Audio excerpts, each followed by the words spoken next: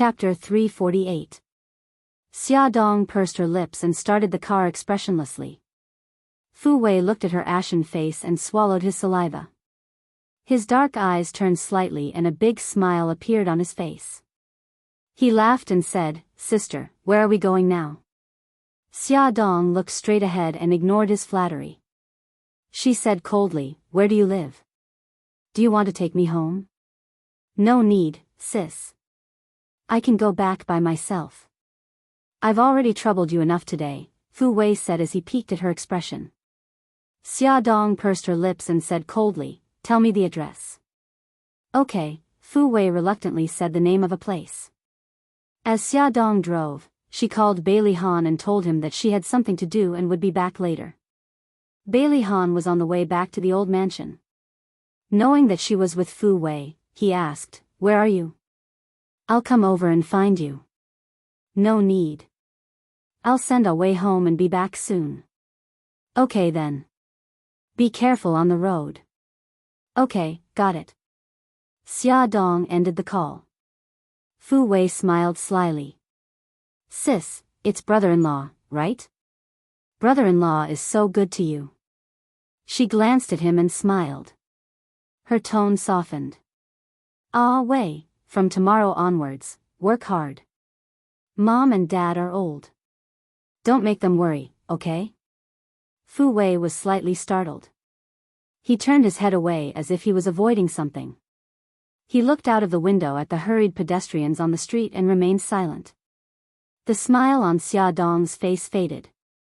She didn't say anything and drove to the destination in silence. This was an old city district. The streets were narrow, and the houses were low and old. There were many food stalls on the roadside.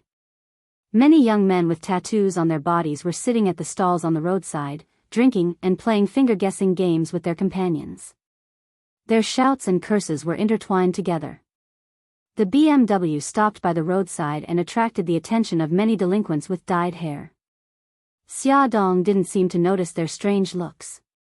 She calmly got out of the car and locked it. She said to Fu Wei, "Let's go. Lead the way." "Those things," Fu Wei glanced at the trunk. Xia Dong said indifferently, "No hurry." Fu Wei didn't understand what she was up to. He scratched his head and led her into a dark alley. He walked in front and reminded her, "Sis, be careful. The road here isn't easy to walk on." Xia Dong nodded and followed him forward. They stopped in front of a small 3-story building. The building was very old and looked quite old. The two of them climbed up to the 3rd floor. Fu Wei took out the key and opened the door. After he went in, he blocked Xia Dong at the door and chuckled. "Sister, the room is very messy. Why don't you not come in?" Xia Dong's ears were sharp. She could already hear the sounds of a man and a woman coming from inside. Her face instantly turned ugly. She lowered her voice and asked, "What's going on?" Fu Wei scratched his head awkwardly. It's my friend and his girlfriend. They have nowhere to go, so they're at my place."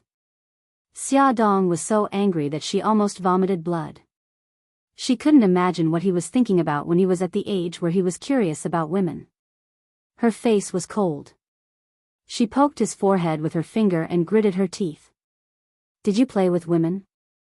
No, I really didn't." Fu Wei hurriedly shook his head. Afraid that she wouldn't believe him, he even raised his hand and swore. "I swear, I really didn't." Xia Dong's face looked better. She pulled him over and pushed him out of the door.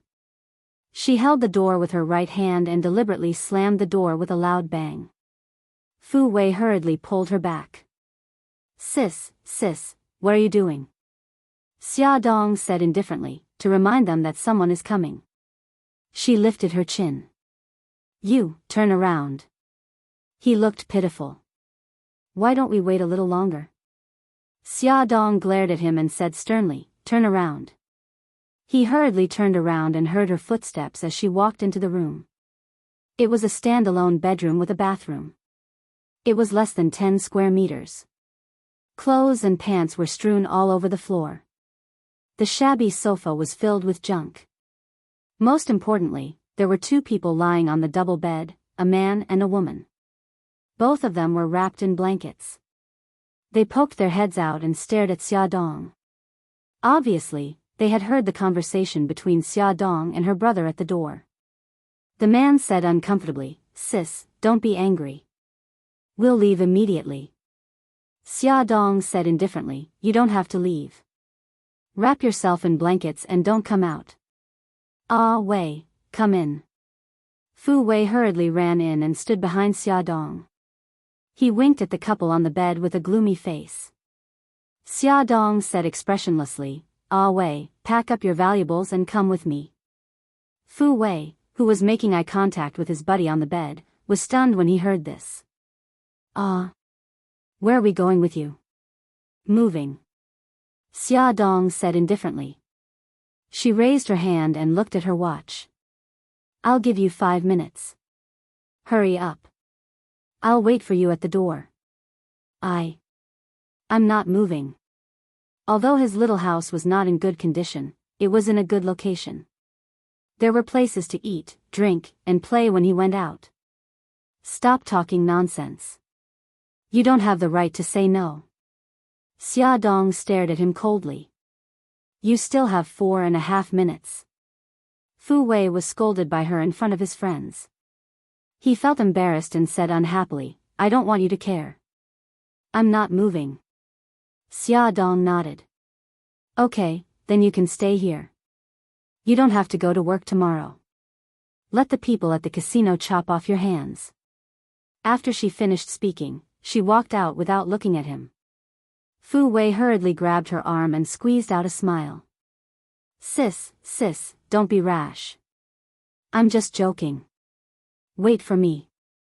I'll be out soon." Xiaodong replied indifferently with an and walked out of the door without looking back. As soon as she left, Fu Wei's face fell. He looked as if the sky had fallen. The buddy who was nestled under the blanket said in a low voice, "Ah Wei, your sister is so fierce. She's like a tigress." Fu Wei put a finger to his lips and shushed him. He lowered his voice and said, "Stop making a fuss. You're F*king killing me. You didn't even tell me you were coming." Xiaodong's calm voice drifted from outside the door. 4 minutes. Hey. I'll be done soon." Fu Wei threw the buddy on the bed and rushed to the wardrobe. He dug out a handbag and stuffed his clothes into it. He then rushed to the toilet and stuffed all his toiletries into the bag. Before he left, he waved at the couple on the bed. He put his right hand to his ear and gestured for them to call again. Xiaodong drove him to a good hotel near her apartment and paid for a room for 10 days in advance. Xiaodong opened the trunk and helped him carry the shopping bags into the room. She reminded him, "Stay here for a few days. You can move in with Mom and Dad after my apartment is renovated." Fu Wei nodded. "Okay, got it." Xiaodong took out more than 10 bills from her wallet and handed them to him. "This money is enough for you to use for 10 days. Don't spend it recklessly." He took the money with a smile. "Thank you, sis.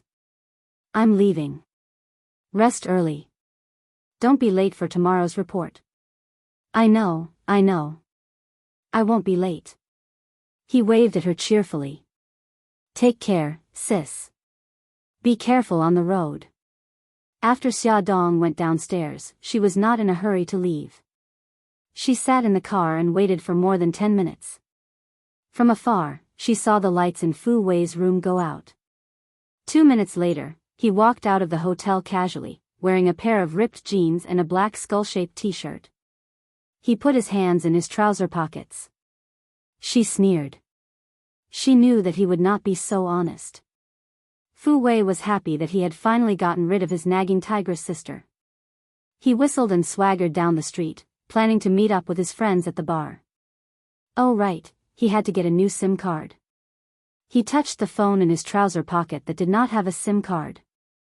The corners of his lips curled up triumphantly. Suddenly, his vision blurred. A familiar figure stood in front of him, exuding a cold aura. He blinked and waved with a smile. "Hey, sis. Why aren't you home yet?" Xia Dong crossed her arms and sneered. "If I'm home, how would I know that you're just brushing me off?" He scratched his head and chuckled. "Sis, don't misunderstand. I just went out to buy a pack of cigarettes." "Buy cigarettes? Do you need to dress like this to buy cigarettes?" Xia Dong unceremoniously pulled off the earring on his ear and said coldly, "Now, immediately, get back to your room." "Sis, I really want to buy cigarettes, go back." "Fu Wei, don't make me repeat myself." Xia Dong's sharp eyes stared at him with a chilling gaze. "Okay." Fu Wei hung his head and slowly went upstairs. Xia Dong watched his back disappear at the top of the stairs before returning to the car. Bailey Han called. "Honey, why aren't you back yet? Didn't things go well?" Xia Dong put one hand on her forehead and said helplessly, "Ah Wei, it's really..." She explained the situation briefly. "I'm worried that he'll go out and fool around again after I left." Bailey Han paused and said, "The Dragon Gang has a branch nearby. I'll send someone to watch Ah Wei." "Okay. Thank you, hubby." Bailey Han said gently, "Don't worry. Come back quickly and drive carefully." "Okay, got it." She smiled and her gloomy mood was swept away. Just as Xia Dong had expected, half an hour after she left, Fu Wei couldn't hold back his restless heart and rushed downstairs. However, before he could step out of the hotel, a cold-faced man in a black suit stopped him and said coldly, "Young Master Fu, please go back." "Who are you? Why are you stopping me?" The man said coldly, "I was sent by young madam to watch you."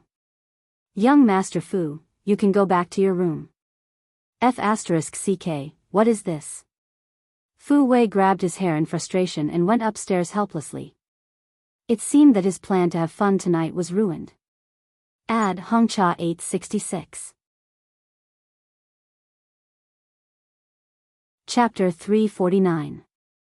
The sales manager, Deng Yuexiang, knew that Fu Wei was Bailey Han's brother-in-law, but Bailey Han had already told him not to give Fu Wei any special treatment. He was to be treated as a newcomer in the sales department, and to be trained as he should be. Therefore, when Fu Wei was late on his first day of work, Deng Yuexiang criticized him without hesitation, and then told him what his job was, and then arranged a week of training for him. A week later, Fu Wei, who knew nothing about software and sales, finally grasped some knowledge and was barely able to start work. Deng Yuexiang threw him a brochure of all the hotels in a city, and said, "These are your target customers. Your task is to persuade them to buy our company's hotel management software. For every software sold, you can get a 10% commission." Fu Wei calculated silently in his heart. A software package cost more than 50,000 yuan, and a 10% commission would be more than 5,000 yuan. Every month, as long as he sold 8 software packages, he could easily save enough money to pay off his gambling debts. If he sold a few more software packages every month, he could live a well-off life. Perhaps because of his sales prowess, he could even be promoted, get a raise, become a general manager, become a CEO, marry a beautiful woman, and climb to the pinnacle of life. Just thinking about it makes me excited. Fu Wei's blood was boiling. He hugged the thick stack of documents and began to daydream. However, after only 3 days, he was discouraged and had the idea of retreating. Today, the family moved. His parents moved from Shushui village to Xia Dong's apartment. After Fu Wei got off work, he also moved from the hotel to the apartment under the surveillance of the bodyguards. Bailey Han ordered a table of dishes in the hotel, especially to celebrate their housewarming. The whole family was very excited, except for Fu Wei, who was not in high spirits, and hung his head gloomily. This was the first official meeting between Bailey Han and Fu Wei. He glanced at Fu Wei, who was drowning his sorrows in alcohol, without batting an eyelid. The corners of his lips curled up slightly. "Ah Wei, you've been working for 10 days. Fu Wei looked up as if he had been injected with chicken blood, and said excitedly, "Brother-in-law, I don't think sales is suitable for me. can you arrange a job for me? I want something easy and with a high salary. Xiaodong pretended not to hear anything and lowered her head to remove the fish bones for Xiao Guai. She knew that Bailey Han must have a way to subdue Ah Wei. When Fu Qinghai and Xia Ling heard this, their faces turned red. Fu Qinghai scolded, "Away, don't talk nonsense. You're doing a good job now. Why change jobs?" Bailey Han's expression didn't change. He had a gentle smile on his face. "Dad, don't worry. Let's hear what Ah Wei has to say first. Ah Wei, why do you think that sales isn't suitable for you?" "It's still my brother-in-law who understands me." Fu Wei first praised Bailey Han, then said, "Brother-in-law, I don't know anything about software. When I was introducing it to the client, I was stumped by a few questions. Also, the people in charge of those hotels don't care about the sales staff at all. I went to a few hotels and was chased out." Bailey Han smiled faintly. "Have you ever thought about where the problem lies?"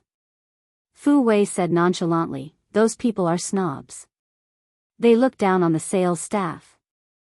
Also, those software are too hard to sell." Bailey Han's lips curled up slightly. His tone was calm, but his eyes were stern. "The people who are looked down on are not the sales staff, but those who have no confidence and no ability. If you think that software is hard to sell, then do you know how many sets of software the ace of your sales department can sell every month?" "How many sets?" Fu Wei's eyes were stubborn. He was obviously not convinced. Bailey Han stared into his eyes and said meaningfully, "On average, 2 sets a day. His monthly sales commission is a few $100,000. His name is Deng Yuexiang. Manager Deng." Fu Wei couldn't believe it. "He's already a manager. Does he still need to go out and sell products?" Bailey Han smiled. "Indeed, he doesn't need to. Your boss originally wanted to promote him to the position of deputy general manager, but he declined and insisted on staying in the sales department because he felt that the sales department was the best place to show off his skills. The sales staff are like the vanguard. Without them, the company's products can't be sold. Who will create profits for the company? Do you still think that the sales staff is not important?" His words were neither hurried nor slow. There was no hint of criticism in his tone, but it gently hit Fu Wei's heart. He quietly clenched his fingers. He didn't dare to look at Bailey Han's wise and deep eyes. Xiao Yi suddenly interrupted, "Little uncle, the richest man in Hong Kong also made his fortune in sales." Xiao Bao added, "And the richest man in Las Vegas, Adelson. He started delivering newspapers when he was 12 years old." Xiao Guai blinked her beautiful big eyes and said in a childish voice, "Little uncle, you will also become the richest man." Xiao Guai's innocent and childish words made everyone laugh. Xiao Guai pouted. "Don't laugh. I'm serious. Little uncle, you have to work hard. When you make money, you have to buy me candy." Everyone laughed even louder. Fu Wei, who was sitting beside her, was also amused by her cute appearance. He reached out to stroke her soft hair and said with a smile, "Okay, I will definitely work hard so that I can earn money to buy sweets for little Guai." After finishing the meal, Fu Wei temporarily dismissed the idea of retreating. When they went downstairs, Xia Dong was holding Xia Ling's arm. The mother and daughter chatted and laughed intimately. Xiao Yi and Xiao Bao followed behind them. Bailey Han held Xiao Guai's hand and walked at the back with Fu Qinghai and his son. The family walked out of the hotel, talking and laughing. Bailey Han let go of Xiao Guai's little hand and said with a smile, "Dad, Mom, wait here for a moment. I'll go get the car." "Okay, Ahan. Slow down. There's no hurry." Xia Ling smiled kindly. Bailey Han acknowledged and walked with steady steps to the parking lot. It was already past 8:00 in the evening, and the streets were brightly lit. They happened to be standing at the entrance of the hotel, and the bright lights poured down on them. Xia Zhensheng, who was walking slowly toward the hotel, saw them at a glance and recognized Xia Dong and the children. Xia Dong and the others were chatting and didn't notice Xia Zhensheng. Xia Zhensheng was only 5 or 6 meters away from them. He hesitated for a moment, but still walked towards the entrance of the hotel. Xiao Guai was the first to notice Xia Zhensheng. She ran to Xia Dong's side and tugged at her clothes. "Mommy, look. It's Grandpa." Everyone raised their heads and looked in the direction Xiao Guai was pointing. The atmosphere suddenly became heavy. Xia Dong held onto Xia Ling's arm and could clearly feel her mother's body tremble. Fu Qinghai's expression also turned ugly. Even Fu Wei, who had always been mischievous, sensed that something was wrong and wiped the sloppy smile off his face. Xia Zhensheng noticed that everyone was staring at him and felt a little awkward. He braced himself and walked over to Xia Dong and the others. He smiled and said, Xia, you're having dinner here. Who are these people?" His gaze swept over Xia Ling, Fu Qinghai, and the others before finally landing on Fu Wei. He still remembered this young man. He was the one who had called Xia Dong sis at the mall. Xia Ling held Xia Dong's hand tightly. She secretly patted the back of her mother's hand to comfort her. She looked at Xia Zhensheng and said calmly, "They are my friends. It has nothing to do with you." Xia Zhensheng felt a little awkward and forced a smile. "I'm here for a class reunion. I'll be upstairs. I'll be leaving first." Xia Dong nodded calmly. He glanced at Xia Ling and Fu Qinghai again. Strange, their expressions were very stiff, especially that old woman. The way she looked at him made his hair stand on end. Xia Zhensheng's heart was filled with doubts as he walked towards the hotel. Fu Wei watched Xia Zhensheng walk away and snorted disdainfully. "Sis, is that your father?" Xia Ling glared at him. "Keep your voice down. What are you afraid of? Are you afraid that he'll recognize you?" Fu Wei shrugged indifferently. "You're all old now. How could he recognize you so easily?" Even so, Xia Ling still had lingering fears. She sighed. If possible, she really didn't want to see that man again for the rest of her life. Xia Dong comforted her in a low voice.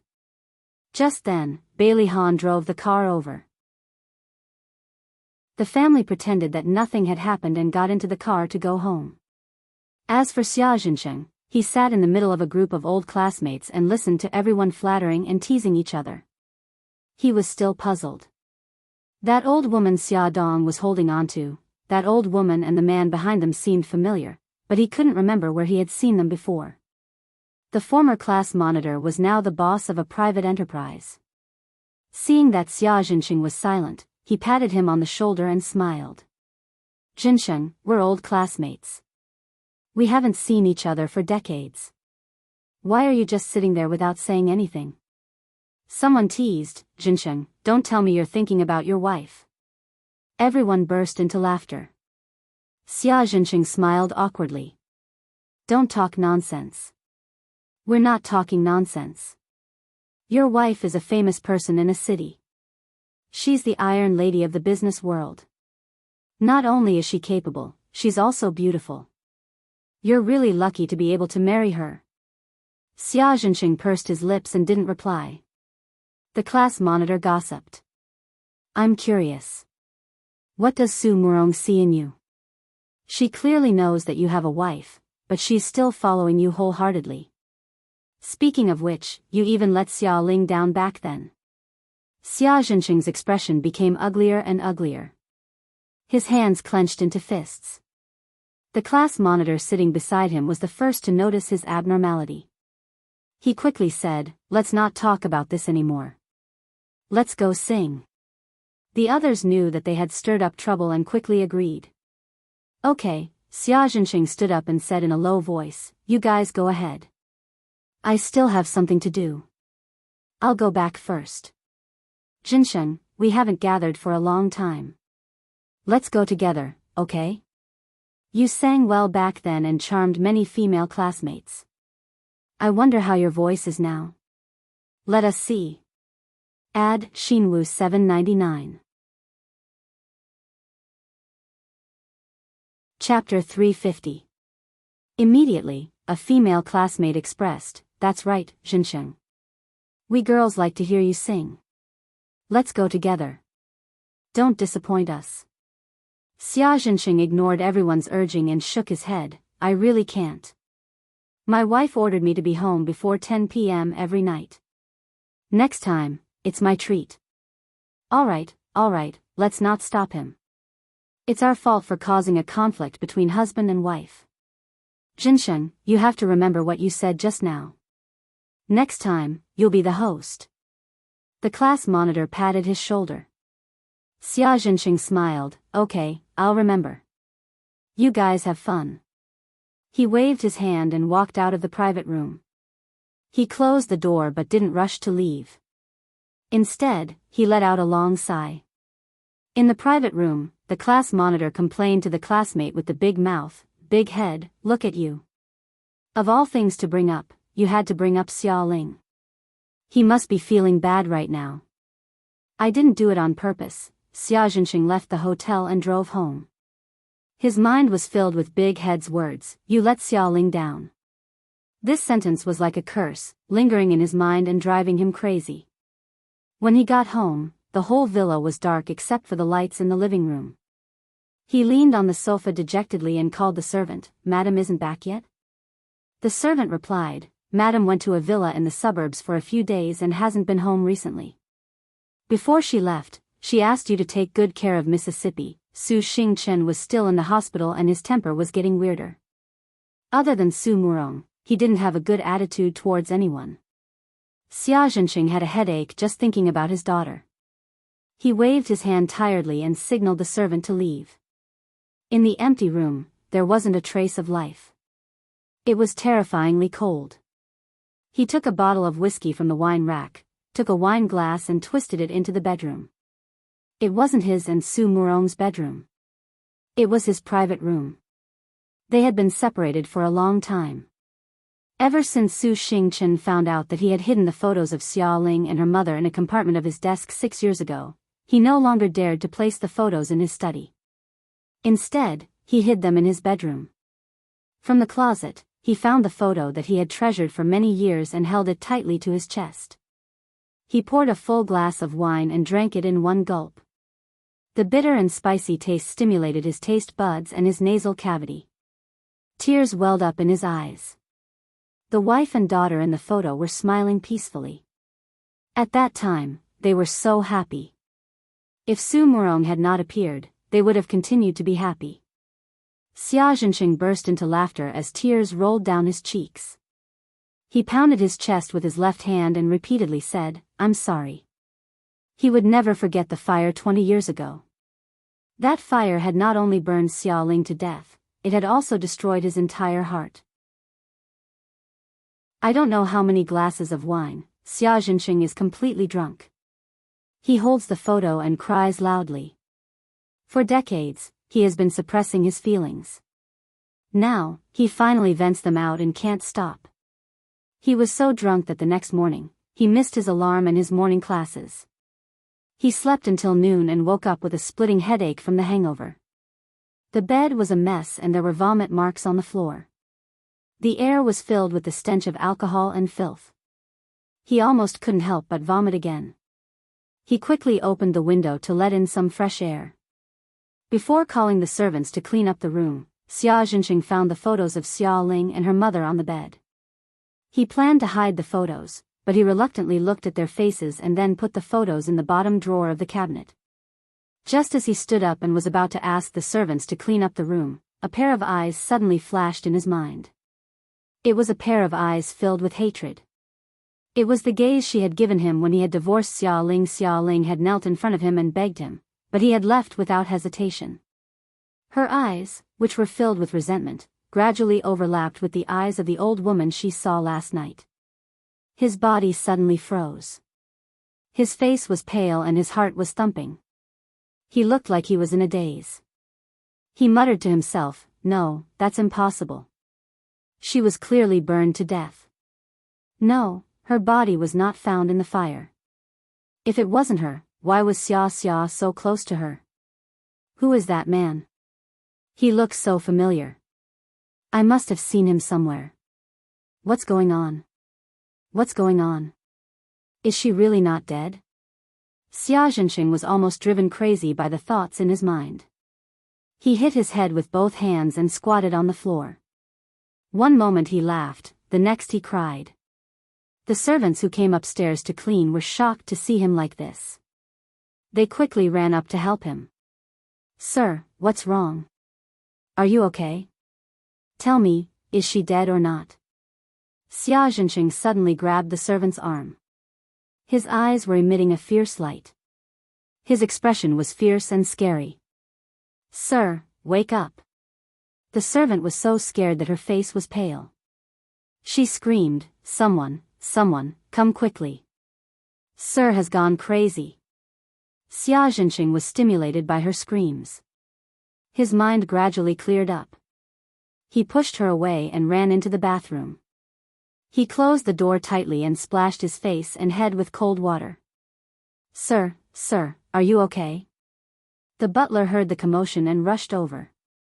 He knocked on the bathroom door. Xia Zhenqing looked at himself in the mirror. He took a deep breath and said, I'm fine. The butler and servants were relieved.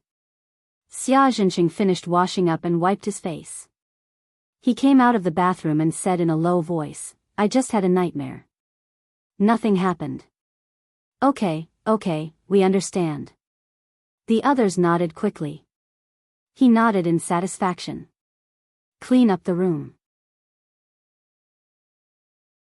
She used her fingers to trace his handsome features. Her tone was indifferent. You're special because in my heart, you're another man's substitute. Shenran, don't forget your identity just because I dote on you. Shenran smiled bitterly. Okay, I'll remember. Su Murong satisfactorily patted his cheek. Okay, let's go in first. I want to be alone for a while. Shenran nodded. He stood up with a white bath towel draped over his shoulders. He turned and walked towards the villa. His shiny black hair covered his forehead and also covered the haze that flashed across his eyes. Xia Zhenqing was excited by his shocking discovery. All the blood in his body was boiling. He wanted to find out the truth as soon as possible to confirm his thoughts. However, he didn't know where to start the investigation. After thinking for a long time, he decided to hire a private investigator. Xia Zhenqing knew that Bailey Han was very powerful and often sent bodyguards to protect Xia. If the private investigator followed Xia, the bodyguards might find out and all his efforts would be in vain. Therefore, he asked the private investigator to secretly monitor Xia Yun's family. He guessed that if Xia Ling really didn't die, she would definitely contact her sister Xia Yun. In the blink of an eye, half a month had passed. The private investigator still didn't get any useful information. Xia Zhenqing, who was anxiously waiting, gradually lost his confidence. Maybe he was wrong. That old woman wasn't Xia Ling. His ex-wife, Xia Ling, had died in the fire. Just as his restless heart calmed down, the private investigator suddenly contacted him. Welfare, Hongcha 866. Chapter 351. In a cafe. A man in a black suit and sunglasses was sitting by the window with a newspaper in his hand. He was reading it carefully. Xia Zhenqing sat down opposite him and asked in a low voice, "Any news?" The man put down the newspaper, took out a stack of photos from his pocket, and placed them on the table. Xia Yun went to the Jiangnan Shuigan district yesterday. Take a look at the photos yourself. Xia Zhenqing picked up the stack of photos and looked through them carefully. There were photos of Xia Yun shopping in the supermarket, and photos of her walking into the Jiangnan Shuigan district. Then, there were a few photos of her talking and laughing with the old woman when she knocked on the door of a house. Xia Zhenqing asked, "Did you hear their conversation?" "I heard it. I recorded it, but it was too far away and the recording was very noisy." The detective took a sip of coffee and said, "It was just a very normal conversation." Xia Yun said, "Sister, I'm here to see you," and the other woman smiled and welcomed her in. Xia Zhenqing asked excitedly, "Did you hear it clearly?" Did she really call her sister? Of course I heard it clearly. Although it was far away, the corridor was very quiet, and the voices were especially clear. Xia Jinqing's heart was beating violently in his chest. He couldn't help but tear up. His fingers clenched tightly in his palms, and his shoulders trembled rapidly. He didn't say a word for a long time. The detective frowned. Mr. Xia, are you okay? Xia Jinqing buried his head and waved his hand. No, I'm fine. Where did Xia Yun go? What's the specific address? Jiangnan Shuigan District, Block A, Unit 3, Room 501. Xia Jinqing took the stack of photos out of the cafe and sat in the car in a daze for a long time. He looked at Xia Ling in the photos seriously. The scar on her face was so obvious, and her obviously disabled right leg must have been caused by the fire. He closed his eyes in heartache, not daring to look at it directly. After moving to the city, Xia Ling and Fu Qinghai lived a very comfortable life.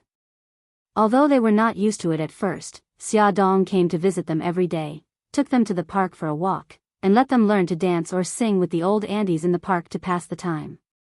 In addition, Fu Wei had finally started to work, so they were even happier and felt satisfied with their lives. However, they did not expect Xia Jinqing to suddenly appear and break their peaceful life. Xia Ling and Fu Qinghai were watching TV in the living room when they heard a knock on the door. Fu Qinghai thought it was Xia Dong, so he shouted, "Coming, coming," and ran to open the door. Upon seeing the person outside the door, Fu Qinghai froze. "Old Fu, is Xia here? Why are you standing at the door?" Xia Ling's voice came from the living room. Fu Qinghai looked flustered. When Xia Jinqing heard Xia Ling's words, he was even more certain of her identity. He forced a smile. "Are you Fu Dehai?" Fu Qinghai's expression was ugly. "I'm not. You've got the wrong person." He was about to close the door when Xia Jinqing suddenly blocked the door and said, "Dehai, don't hide it from me anymore. I know it's you. The person inside is Xia Ling. She's Xia's mother, right?" Fu Qinghai lowered his voice. "You're not welcome here. Leave." He pushed the door forcefully, but Xia Jinqing resisted with all his might. "Dehai, don't be like this. I want to talk to Xia Ling." Fu Qinghai's eyes were spitting fire. He lowered his voice and said, "What's there to talk about? You're already divorced. She's my wife now." The two old men pushed back and forth at the door, gritting their teeth as they competed. Xia Ling had already sensed that something was wrong. She asked curiously, "Dehai, who is it?" Fu Qinghai replied, "It's an insurance salesman." Xia Ling remembered that her son was also in the sales business and her heart softened. She said, "Let him in. It's good to have a cup of tea." Xia Jinqing said loudly, "Xia Ling, it's me. I want to talk to you." Xia Ling's mind was blown. She was extremely familiar with this voice. It was this man who had broken her heart. She dragged her crippled leg and staggered to the door. She glared at Xia Jinqing. "I have nothing to talk to you about. Leave." "Xia Ling, I'm begging you. Let's talk." Xia Jinqing looked at her pleadingly. Go. Hurry up and leave. I don't want to see you." Xia Ling helped Fu Qinghai push Xia Jinqing out of the door and slammed it shut. Xia Jinqing did not give up. He banged on the door and shouted, "Xia Ling, open the door. Let's talk." Xia Ling and her husband wanted to ignore him and let him bang on the door. However, he was shouting so loudly that if the neighbors heard him, they might gossip. Xia Ling had no choice but to open the door. She stared at him expressionlessly. "Come in." In the living room, Xia Jinqing sat opposite Xia Ling and her husband. Facing their cold gazes, he forced a bitter smile. "Xia Ling, I want to talk to you alone." Fu Qinghai's face darkened. He was about to explode when Xia Ling patted the back of his hand and said, "Old Fu, go into the room first." But he, Fu Qinghai was worried that Xia Zhenqing would hurt Xia Ling. Xia Ling smiled. It's fine. Go in first. Fu Qinghai sighed and left the living room. All right, it's just the two of us now. What do you want to say? Say it. Xia Ling's face was cold. Xia Zhenqing looked pained. Ah Ling, your face and legs, were they damaged by the fire? Xia Ling sneered. Why? Do you think it's a pity that I didn't die in the fire? Ah Ling, don't say that. I know you didn't die. I'm really happy. You're happy. You can't wait for me to die. I won't be an eyesore to you. Xia Zhenqing's eyes were filled with sorrow. Ah Ling, I know I've let you and Xia down, but I have my reasons. Xia Ling said angrily, reasons? You have your reasons? Miss Rich took a liking to you. For money and status, you abandoned your wife and daughter. You have your reasons? Xia Zhenqing, aren't you afraid of being laughed at by others? Xia Zhenqing hurriedly said, Ah Ling, I'm telling the truth. Listen to me. Xia Ling looked at him coldly. Fine, tell me. I'd like to see what kind of lies you can come up with. Xia Zhenqing gritted his teeth. His face was pale. Years ago, I met Su Murong at an art exhibition. She said she fell in love with me at first sight and wanted to date me. Xia Ling interrupted him sternly. That's enough. I don't want to know how you two hooked up. Xia Zhenqing, get out of here right now. She pointed at the door angrily. Ah Ling, listen to me. I rejected her. I really did. I told her I had a wife and a daughter, but she didn't listen and continued to pester me.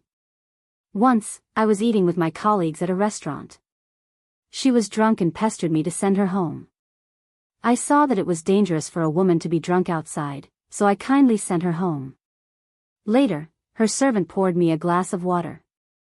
After I drank it, I lost consciousness. At this point, Xia Zhenqing's expression was pained, embarrassed, and a little guilty. Later, I woke up in her bed. Her parents rushed in, saying that I had ruined her innocence and forcing me to marry her. Xia Ling raised her hand and slapped him. She said angrily, keep lying. Keep lying. I'm not lying. I'm telling you the truth. Xia Zhenqing looked embarrassed. That memory was a stain in his life. He had hidden it in the bottom of his heart and hadn't touched it for more than 20 years. Now that he had opened it up, he was the one who was heartbroken. Xia Ling said coldly, even if what you said was true, why didn't you tell me back then? Xia Zhenqing covered his face with his hands. He was too ashamed to face her. I didn't know how to tell you. Also, her parents threatened me that I had to marry her. If I told anyone about this, not only would they sue the school and make me lose my job, they would also hurt you and Xia. Ah Ling, I don't care if I lose my job, but I don't want them to hurt you and Xia. Tears rolled down from his fingers and dripped onto the coffee table, forming a puddle. Xia Ling looked at the embarrassed man in front of her expressionlessly. You told me clearly back then that the person you loved was Su Murong. She could give you status and money, so I didn't believe a word you said. Xia Zhenqing, leave. Don't disturb my life ever again. Xia Zhenqing suddenly let go of his hands. His old face was covered with tears. He said painfully, Ah Ling, I'm telling you the truth. I had no choice but to lie to you back then. Xia Ling sneered. Do you really think I'm stupid? Su Murong is a rich girl. Why would she degrade herself and marry you in such a lowly way? You're just a poor teacher. What do you have that's worth her doing that? I don't know. Xia Zhenqing had thought about this question for more than 20 years but still couldn't figure it out. Because through these years of interaction, he could tell that Su Murong wasn't like what she said. She didn't fall in love with him at first sight and marry no one else but him. Xia Ling snorted. That's right. I can't believe you could come up with such a illogical lie. I'm telling the truth. Ah Ling, why can't you believe me just this once? Xia Dong looked defeated. Actually, after we divorced, I secretly went to see you and our daughter. Later, Su Murong found out and she even argued with me. She even threatened me that if I went to see you again, she would harm you, so I didn't dare to see you again. It wasn't until 5 years ago when I met Xia that I found out that you set a fire and committed suicide. Ah Ling, I'm sorry. If it weren't for me, you wouldn't have become like this. Stop. Xia Ling stretched out her hand and said, don't make yourself sound so important. I didn't commit suicide, and it wasn't because of you. The fire was just an accident. Xia Zhenxing was stunned. An accident? According to what he had heard from his former neighbors, Xia Ling couldn't forget the pain of being abandoned by him. Her small restaurant had been destroyed, and her life had become too difficult. So, she abandoned her daughter and burned herself to death. Add. Songshu 566. Chapter 352. Xia Ling's expression was cold. Commit suicide for a heartless man like you? I'm not that stupid. There's no way I'd abandon Xia. Xia Zhenxing's face alternated between red and white. His mouth moved and he was about to say something when there was a knock on the door. Xia Ling didn't even look at Xia Zhenxing. She got up and limped to open the door. Xia Zhenxing looked at her crippled right leg. His heart ached so much that he almost couldn't breathe. Xia Ling was a famous beauty back then. When they were dating, everyone praised them for being a perfect match. However, life was unpredictable. Their happy family was ruined by Su Murong. This time, it was Xia Dong standing at the door with a bag of fruit in her hand. Xia Ling forced a smile. Xia, you're here. Mom, what's wrong? Xia Dong acutely sensed that something was wrong with her mother's mood, so she asked her as she changed her shoes. Xia Ling pursed her lips and said, Xia Zhenxing is here. Xia Dong froze in the middle of changing her shoes. She paused for a moment, straightened up, and said in a low voice, he knows? Xia Ling nodded. He's still here.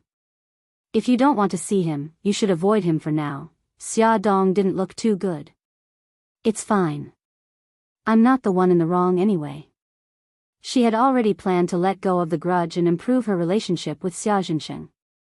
However, she couldn't control her emotions every time she thought of her mother's suffering. Xia Zhenxing saw Xia Dong walking over with a cold expression and called out her name uneasily. Xia Dong ignored him and went straight to the kitchen. She sorted out the fruits and put them in the fridge before sitting next to her mother. She glanced at Xia Zhenxing indifferently and said calmly, what are you doing here? Xia Zhenxing's lips quivered a few times before he mumbled, I'm here to talk to your mother. What's there to talk about? You've been divorced for many years. Xia Dong's tone sounded extremely cold, as if she was facing a stranger. Xia. I had my reasons back then. Su Murong's parents forced me to marry her. Otherwise, they would hurt you and your mother. I had no choice. Xia Ling was furious. Don't push all the blame onto me and Xia. You're the one who's greedy. Ah Ling, why don't you believe me? Xia Zhenxing felt helpless as he had returned to the starting point. Xia Ling said, you don't have to say any more. I won't believe anything you say. Just leave. In that case, I'll leave first. Let me know if you have any difficulties. Xia Zhenxing understood her temper. She was stubborn and she was still angry. It was already good enough that she didn't chase him out with a broom. It was better for him to leave first and come back when she calmed down. After Xia Zhenxing left, Xia Ling repeated what he said to Xia Dong.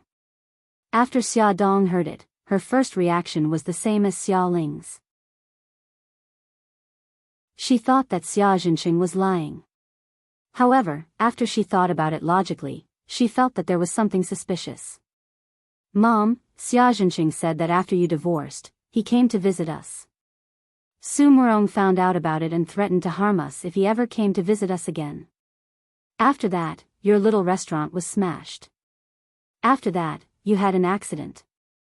If what Xia Jinqing said is true. Xia Ling was shocked. You think that Su Murong was behind the smashing of the restaurant and the accident that happened to me? Xia Dong furrowed her brows. I'm only suspecting it.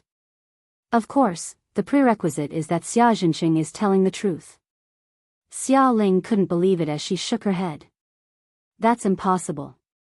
Xia Jinqing has already divorced me. Even if he came to visit me, what could he do? Did Su Murong need to be so ruthless? I'm not a threat to her. Xia Dong sighed. Mom, you don't understand the Su family at all. To be able to give birth to a daughter like Su Xingchen, as a mother, how could she be easy to deal with? I still feel that there's something suspicious about this matter. I must get to the bottom of it. When her parents divorced, Xia Dong was only 6 or 7 years old. She didn't know much about what happened between them. The only thing she remembered was that her mother held her hand as they chased after Xia Jinqing in the rain. Her mother accidentally fell and knelt in the rain as she cried. At that time, there was lightning and thunder. The young girl was so scared that she was left with the after effect of being afraid of thunder. She wasn't clear about the situation at that time, but her aunt and uncle definitely remembered it. Hence, after Xia Dong said goodbye to her mother, she went to her aunt's house. Coincidentally, Gao Mingyuan didn't have class and was at home. Xia Dong explained the reason for her visit. Xia Yun and Gao Mingyuan's expressions turned serious. Xia Yun said, back then, your parents were very close. However, one day, your father suddenly invited your mother to a small tea house. At the same time, Su Murong appeared. Your father said that he liked Su Murong and wanted to divorce your mother. Your mother refused, so Su Murong took out a stack of money to send your mother away. Your mother felt insulted and slapped Su Murong. Your father was really a jerk. He actually slapped your mother back.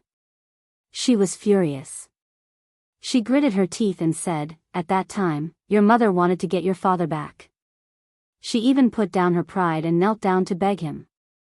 However, he was still determined to divorce her.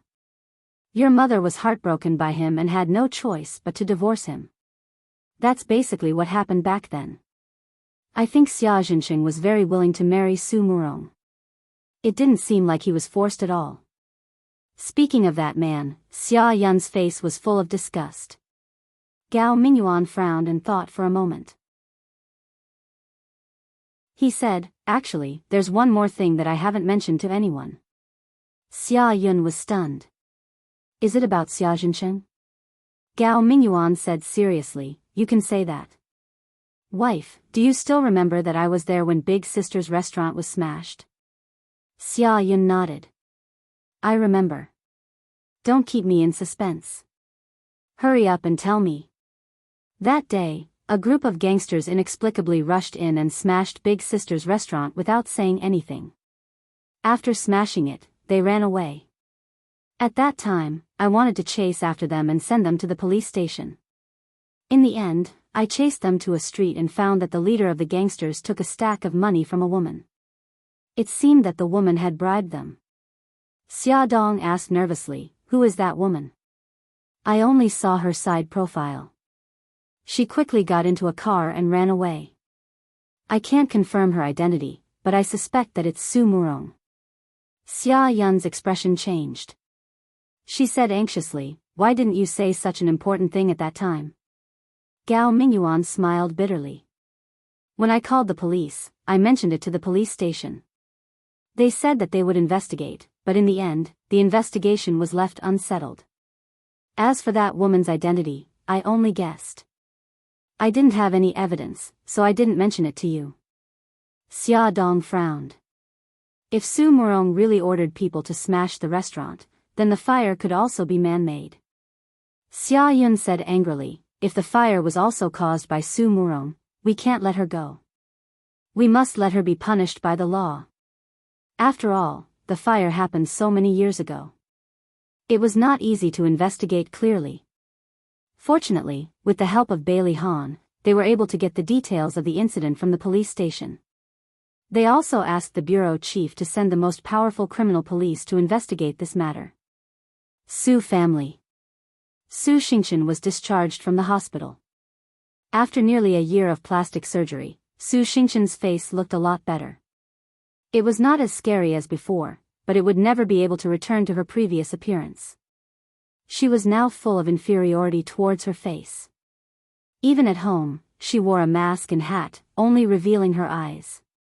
In her room, other than Su Murong, no one was allowed to enter, not even Xia Jinsheng. As long as the servants looked at her, she would fly into a rage. No matter what was in her hand, she would not hesitate to throw it at them. Once, she threw a bowl of steaming hot chicken soup at a maid, causing blisters to appear on the maid's chest. The Su family's servants were submissive in front of her, silent like cicadas in winter. In fact, they were all silently praying that a month would pass quickly. Because Su Xingchen could only stay at home for a month before she was sent back to prison to serve her sentence. Su Murong had to worry about her daughter's situation while also taking care of the company's affairs. She had a headache. She rubbed her eyebrows and leaned on the sofa. The maid who followed her orders to monitor Xia Jinsheng walked to her side and respectfully said, "Madam, Sir went to Jiangnan Shuyan district again today." Su Murong put down her hand and stared sharply at the maid. "Ah Xiu, did you find out who lives there?" "I found out. It's an old couple. The man is called Fu Qinghai and the woman is called Xia Ling." Su Murong's eyes suddenly widened. "What did you say?" "Xia Ling?" "Yes, that woman has a scar on her face and her right leg is disabled. In the process of my investigation, I found out that Xia Dong went to visit them. They seemed to be very close." Close, of course they were close. Because Xia Ling was Xia Dong's mother. That fire actually did not burn her to death. That woman's life was really tough, just like that slut of a daughter of hers. Su Murong's face was gloomy. Her smooth and well-manicured fingertips fiercely dug into her palms. Her eyes were deep and cold. "Do you know what Sir did when he went to Jiangnan Shuyan district?" Ah Xiu shook her head. "I'm not sure. He only stayed there for half an hour. After he came out, his mood was a bit strange. He seemed to be very sad." Su Murong raised her hand and coldly said, "All right, let's not talk about him anymore." "Yes." Ah Xiu nodded respectfully. Su Murong was silent for a moment before slowly saying, "Xiu, is there any news about Godfather?" "Not yet." Su Murong supported her forehead with one hand and tiredly waved her hand. "All right, you can leave first. Continue to inquire about Godfather." Not long after Ah Xiu left, Su Xingchen hugged a pillow and knocked on her door. "Mommy, I can't sleep. Can I sleep with you?" Su Murong's brows relaxed and a smile appeared on her face. "Come in." The mother and daughter lay on the same bed. Su Xingchen curled up in Su Murong's arms and raised his head. He said pitifully, "Mommy, there's actually something that I've been hiding from you." Welfare, Xinwu 799.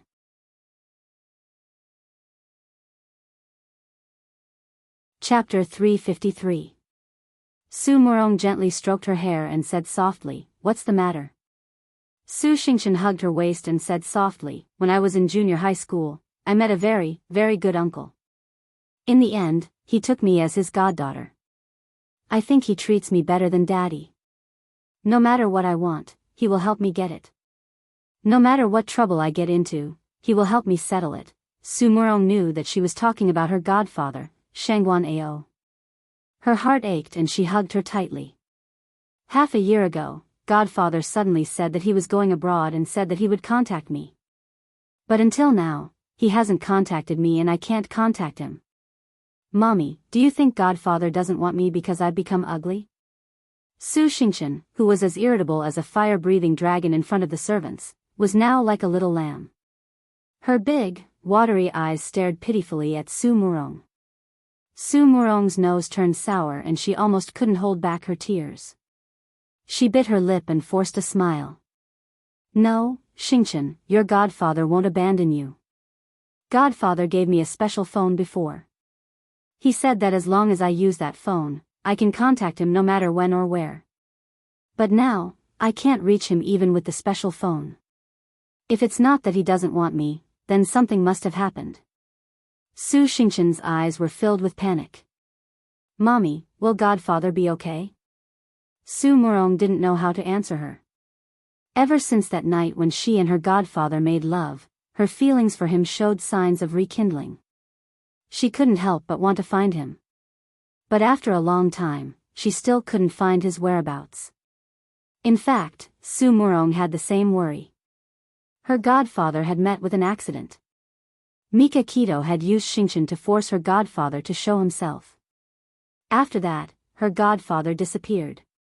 She even suspected that his disappearance had something to do with Mika Keto. Mommy? Su Xingqian tugged at her robe. Su Murong returned to her senses. She stroked her daughter's hair and said softly, "Baby, don't think about it anymore. Your godfather will be fine." She was comforting her daughter and herself. Okay. Su Xingqian threw herself into her arms. Su Murong stroked her hair from time to time and stared blankly at the chandelier on the ceiling. His thoughts wandered off somewhere. Su Xingqian said gloomily, "Mommy, I'll be sent back to prison in 10 days, right?" "Mommy, I don't want to go to prison. Can you help me?" Su Murong was helpless. "Xingqian, Mommy has no choice. Your sentence has long been decided."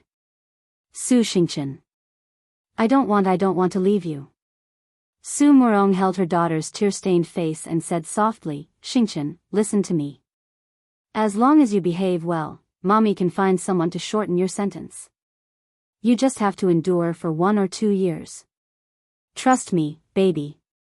Su Xingqian burst into tears. 1 or 2 years.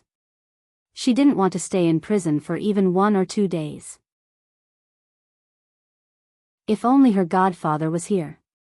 He might be able to find a way to help her. "Godfather, where did he go?" Su Murong took a tissue from the bedside table and wiped her daughter's tears. She comforted her. "Baby, don't cry. Trust Mommy. You'll get better soon." Under her comfort, Su Xingqian gradually stopped sobbing. Su Murong stroked her daughter's hair. Her eyes were cold. Every time she saw her poor daughter, she hated Mika Keto, Xia Dong, and the others to the core. No, she couldn't let Xia Dong and Mika Keto live a good life so easily. She knew that she didn't have the ability to fight against Mika Keto, but she could at least hurt him indirectly. As long as she hurt Xia Dong, it was the same as hurting Mika Keto. Her eyes darted around. She was already planning how to deal with Xia Dong and Xia Ling. Axia wasn't an ordinary maid. She was the last gift that Shangguan Ao gave to Su Murong when he abandoned Su Murong. Axia was actually a very skilled assassin. She had the superb martial arts and excellent investigative skills of an assassin. Therefore, Su Murong trusted her to investigate Xia Dong's family. As the saying goes, know yourself and know your enemy. First, she had to know Xia Dong's Achilles heel. Only then could she deal with her better. Fu Wei was very excited. He finally got his first order. The client was a 3-star hotel. The hotel manager negotiated with him and decided to sign the order the next day. The next day, he dressed up in a shiny suit and leather shoes. He looked handsome and dashing. He carried his briefcase and walked confidently into the hotel with his chest puffed out. But half an hour later, he was thrown out by a few security guards with his face covered in dirt. There was no other reason. The hotel manager went back on his word. He said that he wasn't willing to buy their company's management software and had already signed an agreement with another software company. Fu Wei was very angry. He was young and impetuous. He fell out with the manager on the spot and scolded him. In the end, he was chased out by the security guards. Fu Wei stood outside the hotel building and pulled his tie angrily. He ignored the curious gazes of the crowd and cursed the hotel manager who went back on his word. Suddenly, an arm patted him on the shoulder. "Hey, brother, what are you doing?" Fu Wei's cursing voice came to an abrupt stop. He impatiently turned around and saw the man in front of him. His face immediately revealed a smile. I was wondering who it was. So it's you. The man was wearing a pair of loose jeans and a black vest. The muscles on his arms bulged like a small hill. His hair was tied up to his neck and he wore a thick gold necklace around his neck. He had thick eyebrows and a straight nose. His appearance was rough and his whole body exuded a masculine aura. He looked at Fu Wei from head to toe. Ah, Wei, you didn't contact your buddies for a while. You came here to do this? His eyes stared at his briefcase. Fu Wei smiled embarrassedly. Ah, Chang, you know that I owe a lot of gambling debts. The sales are quick. I can't do anything about it. Ah, Chang patted his shoulder and laughed heartily. When you dress up like this, you really do look like something. How is it? Is work going well? Fu Wei looked depressed. Hey, don't mention it. I was just chased out. The manager of this hotel is AF * King Bastard. We had already agreed to sign the order yesterday. Today, he suddenly went back on his word. I really want to F * King beat him up. Forget it. Don't be depressed. How can work be so easy? We haven't seen each other in a long time. Let's go for a drink. Fu Wei scratched his head awkwardly. I can't. I'm still working. Chang slapped him on the back and stared at him with a pair of bell-like eyes. Kid, do you dare to be a little more promising? What's work? Monkey and Snake Boy also want to see you. Let's go. Don't dawdle like a girl. Chang was a head taller than Fu Wei, who was 1.7 meters tall. In addition, he had a strong and sturdy body. With his ape arm around his shoulder, he directly dragged him away. A flashy motorcycle was parked by the side of the road. Chang picked up a helmet and handed it to him. He put on the other one and patted the back seat. Hurry up and get on. Fu Wei was already unhappy that his client stood him up.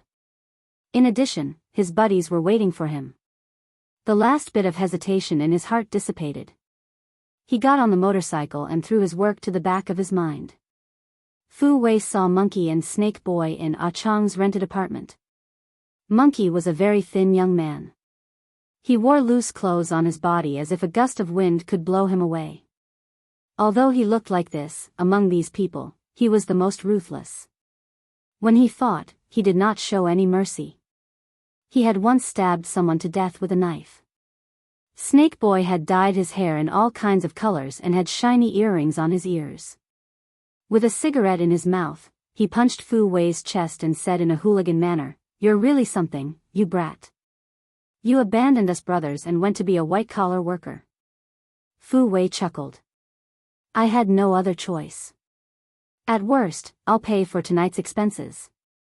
Monkey jumped over and wrapped his arms around his neck. He laughed sinisterly. You said it. We're going to Mr. Rich Boss tonight. The chicks there are the prettiest. Okay, Mr. Rich Boss it is. Let's go. Fu Wei calculated the money in his wallet. There was still a sum of money left from the last time his sister gave him. In addition to the money he recently swindled from his parents, it should be enough. Snake Boy tugged at his clothes and sneered. You're going dressed like this? You'll make people laugh their heads off. Monkey dug out a few clothes from the pile of clothes on the sofa and threw them to him. Change. Fu Wei sniffed in disgust. Did you just change out of these? Monkey punched him in annoyance. Of course not. These are the clean clothes I just collected from the balcony. Then I'm relieved. Mr. Rich Bar was the busiest and most chaotic bar in the red light district. There were all kinds of people here. As soon as they stepped in, they were infected by the shocking electronic music and noisy cheers inside. Their blood was boiling all over. On the stage, a group of beauties with heavy makeup and wearing bikinis were dancing a hot erotic dance with a white feather in their hands. From time to time, they would throw flirtatious glances at the men below the stage whose eyes were burning with fire. Their souls were about to be taken away. Monkey and Snake Boy drooled as they watched. They excitedly squeezed to the side of the stage as if they had been injected with chicken blood. Fu Wei and Ah Chang found a seat on the second floor and ordered more than a dozen bottles of beer. One for each of them. The two clinked their bottles and drank. After having fun with the beauties, Monkey and Snake Boy happily climbed upstairs and sat heavily on the soft sofa. They picked up a bottle of wine and drank. Monkey and Ah Wei clinked their bottles and said, "Wei, you're amazing now. You have a rich sister." Snake Boy's ears perked up. "I heard that your sister married the president of Shanghao Group. You can just ask them for money to pay off your gambling debts. Why do you have to go out and work yourself? It's so hard." Ah Wei's face was bitter. "You think I don't want to, but my sister and brother-in-law are stingy. They're stingy and said that they want me to be independent." Monkey rolled his eyes and laughed sinisterly. "Idiot, if they don't want to take the money, you have to find a way to make them bleed." Ad. Hongcha 866.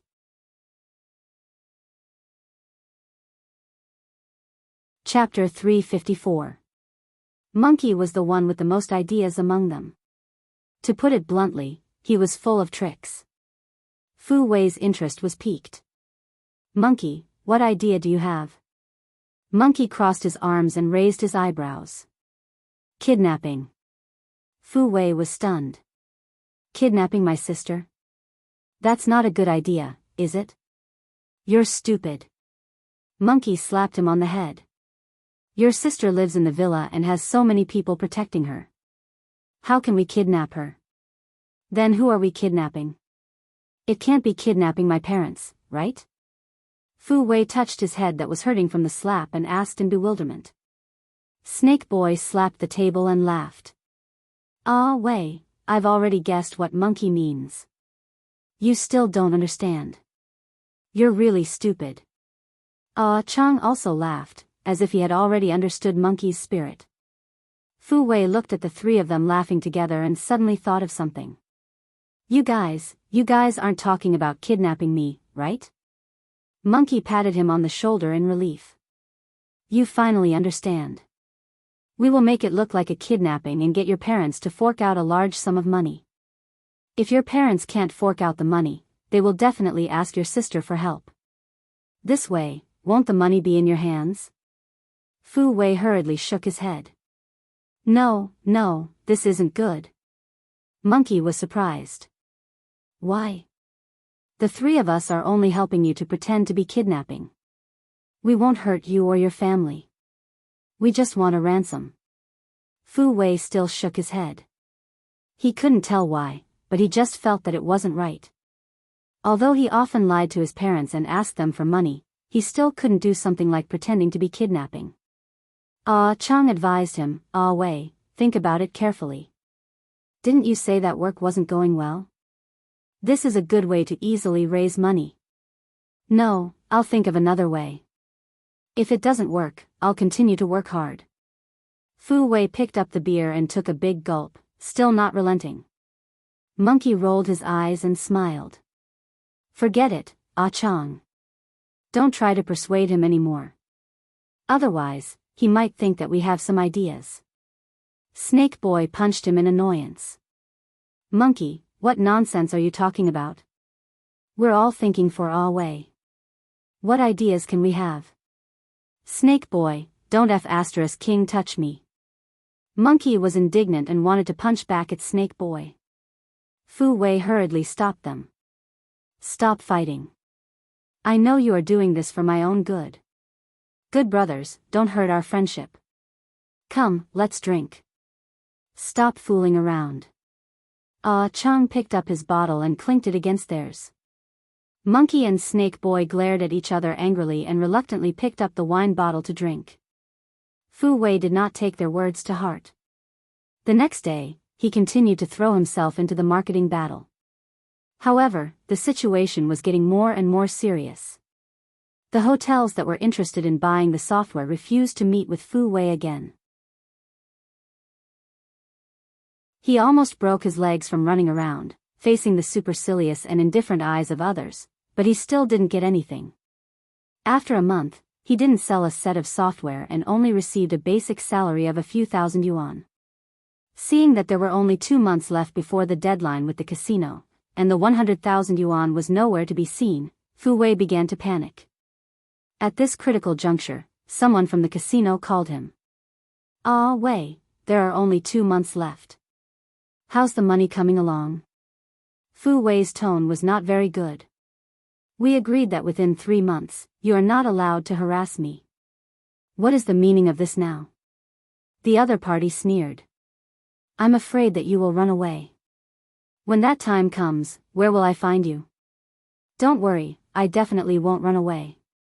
The money I owe you will not be a single cent less." "That's good. Hurry up and raise the money. If you dare to trick us, you know how powerful we are." After hanging up the phone, Fu Wei grabbed his hair angrily. Suddenly, a light flashed in his mind.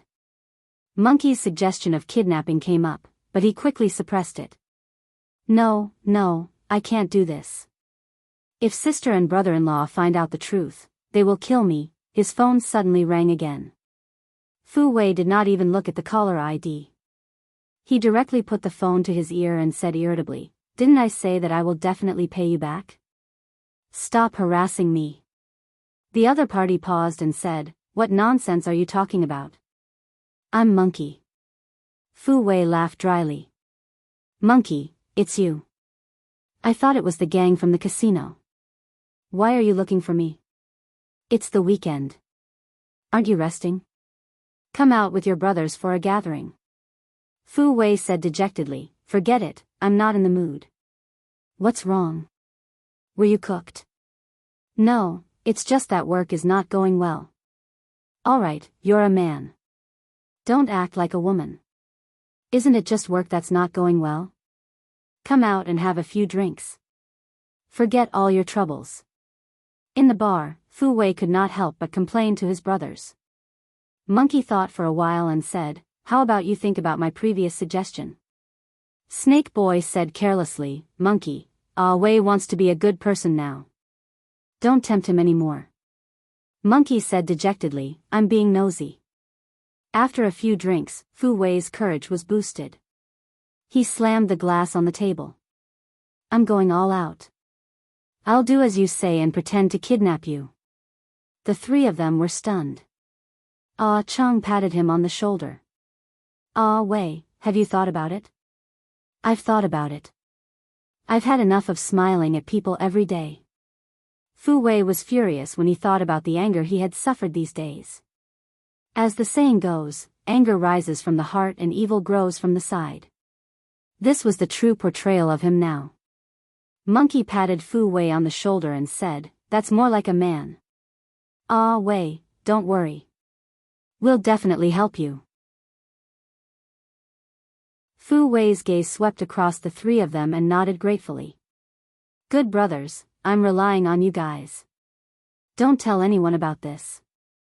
If my sister knows the truth, she'll definitely kill me. Don't worry, we know what we're doing." Snake Boy patted his chest and promised. The four of them did as they said. They gathered in Ah Chang's rented house and discussed how to carry out this kidnapping while smoking. The commander-in-chief, Monkey, touched his chin and said, "First of all, we have to find a hiding place. In order to make it real, Wei will have to live there and someone will have to watch over him." Ah Chang thought for a moment and said, "I know there's an abandoned factory in the suburbs. I'll go with Ah Wei." As he said that, he laughed. "I look like a vicious kidnapper, don't I? Okay, I'll leave this to you." Monkey turned his gaze to Snake Boy. "Snake Boy, you'll be in charge of contacting Ah Wei's parents and monitoring their every move." "No problem." Monkey added, "I'll be in charge of the transaction. When the time comes, let them send someone to deliver the ransom to the factory." Fu Wei raised his hand. "What if my parents call the police?" "Of course, we have to threaten them in advance. They're not allowed to call the police. If they do, they'll kill the hostage. What if they're not threatened and call the police?" Monkey and the other two looked at each other.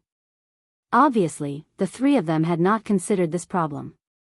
Snake Boy coughed and said, "I'll be in charge of monitoring your family. If they call the police, we'll immediately cancel the operation." "Yes, that's right. If we're really that unlucky, we'll have to cancel the operation to avoid falling into the hands of the cops." Fu Wei scratched his head in annoyance. "I still have a question. Why do you want someone to deliver the ransom to the factory? What if they bring the police over?" Monkey smiled proudly.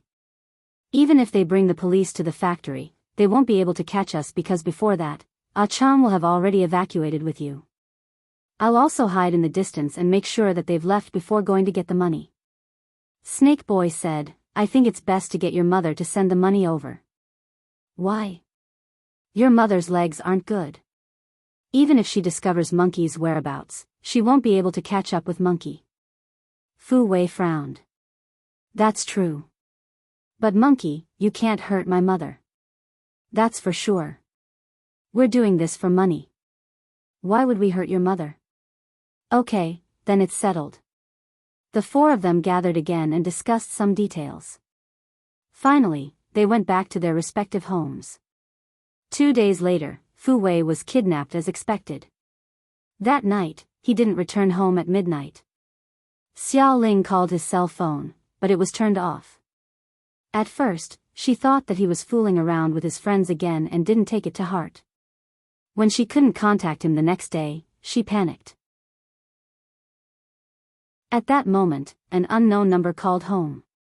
"Auntie, your son is now in my hands. You're not allowed to call the police. Give me a ransom of 200,000 yuan within a day. Otherwise, you'll never see your son again." Xiao Ling almost fainted. Her fingers gripped the phone tightly and she said anxiously, "Please, let my son go. We don't have any money to give you. Don't bargain with me. If you don't have money, why would you live in such a high-end neighborhood like the Jiangnan River? To tell you the truth, I've been watching you for a long time." Xiao Ling forced herself to calm down and said, "How do I know that my son is really in your hands?" Snake Boy was prepared. He pressed the button on the recording pen and placed it near the receiver of the public phone. Xiao Ling heard Fu Wei's recording. "Who are you? Why did you kidnap me? Ah. Don't hurt me. Dad, Mom, save me." Fu Wei's heart-wrenching screams came from the phone. Xiao Ling cried out anxiously, "Don't hurt my son. Please, don't hurt him. If you don't give me the 200,000 yuan within 24 hours, I'll cut off your son's fingers one by one. No, don't hurt my son. I'll send it. I'll find a way to get the 200,000 yuan. Now, hurry up and think of a way to get the money. I'll call you at 2 in the afternoon and tell you where to send the money. I'm warning you, if you dare to call the police, you'll have to collect your son's corpse." Without waiting for Xiao Ling to speak, Snake Boy hung up the phone and walked out of a street phone booth not far from the neighborhood. There was a strange smile on his lips. Welfare, Xinwu 799.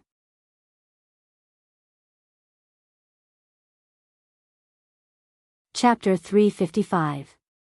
Xiao Ling was about to break down. She quickly called Fu Qinghai back from the park and called Xia Dong to explain the situation. Xia Dong heard that the situation was serious and notified Bailey Han on the way to the Jiangnan Shuigan district. In less than an hour, the family gathered to discuss countermeasures. Knowing that the kidnappers only asked for $200,000 and did not ask for too much, Bailey Han analyzed that the kidnappers were probably just gangsters. As long as their ransom was met, they should be able to guarantee Fu Wei's safety. Bailey Han said in a low voice, "Mom, don't worry.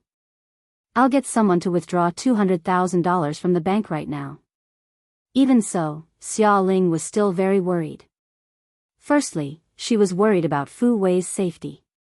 Secondly, she was worried that the kidnappers would find out about the relationship between Fu Wei and Bailey Han and use this as an opportunity to increase the ransom or threaten Bailey's family. Soon, Lu Zihao sent $200,000 in cash over in a password-protected box. Ahu and Abeo came along with him. The two of them brought some high-tech equipment to track phone signals. The family sat in the living room, waiting for the kidnapper's call. Ring ring ring, the ear-piercing ringtone of the phone rang in the silent living room. Bailey Han reached out his hand and gestured for everyone not to answer the call. After Abayo nodded at him, indicating that they were ready, he pressed the speaker button. It was Snaky's voice. "Auntie, you have to deliver the ransom alone to Yangon Machinery Factory in the suburbs at 4:00 this afternoon. I'm warning you, you can only deliver it alone. If I find out that you've called the police or that someone else is following you, I will kill your son." Xia Ling looked up at Bailey Han. Bailey Han pointed at her leg and then pointed at his nose. She immediately understood and said, "My leg is not convenient, so I might delay the transaction. Can you send someone else to deliver the ransom?" Snaky refused decisively. "No, you can try if you don't want to see your son again." Okay, I got it. I'll leave now." Xia Ling deliberately delayed and said, "I want to know if my son is safe now." "He is safe now. Before we receive the ransom, we will not harm him. I want to talk to my son. Cut the crap and give me the money. Otherwise, I'll kill him immediately." Snake Boy was now in a public phone booth not far from their neighborhood. There was no way for Xia Ling to talk to Fu Wei, so he threatened her fiercely and hung up the phone with a bang. Abayo pointed at a small red dot on the computer screen and said, "Young master, I've locked onto the target. It's at a public phone booth near the residential area." Bailey Han's gaze turned cold, and he said in a deep voice, "Ahu, go downstairs and search. Be careful not to alert the enemy." Ahu responded and immediately went downstairs. Xia Ling stood up from the sofa. "I'll send the money to the kidnappers right now." Bailey Han stopped her. "Mom, don't worry. I'll arrange this." On the other side, in an abandoned factory. With a cigarette in his mouth, Fu Wei sat on a chair and played poker with Ah Chong. "I won again." "Ah Chong, why are you so absent-minded today?" Ah Chong threw the poker cards on the chair, spat out the cigarette but in his mouth, and crushed it with his foot. "Stop playing poker. It's about time. I'll tie you up first and put on a show." Fu Wei frowned. "There's no need. We'll be retreating soon anyway. It's better to put on a show. If something unexpected happens, we won't be flustered." Ah Chong picked up the rope that he had prepared and walked to his side. "Come on, brother. It's been hard on you. All right, for the money, I have to suffer a little." Fu Wei put his hands behind his back and put his wrists together. "Hey, Ah Chong, be gentler. Don't tie me up so tightly." Ah Chong pursed his lips. With a sullen face, he tied his hands up forcefully and turned a deaf ear to his cries. After tying him up, his strong arms grabbed Fu Wei's arm tightly and he said in a deep voice, "Let's go. We'll change our position." Fu Wei refused and muttered, "Loosen the rope for me. My wrists hurt." Ah Chong's eyebrows showed impatience. "It's just for a while. Bear with it."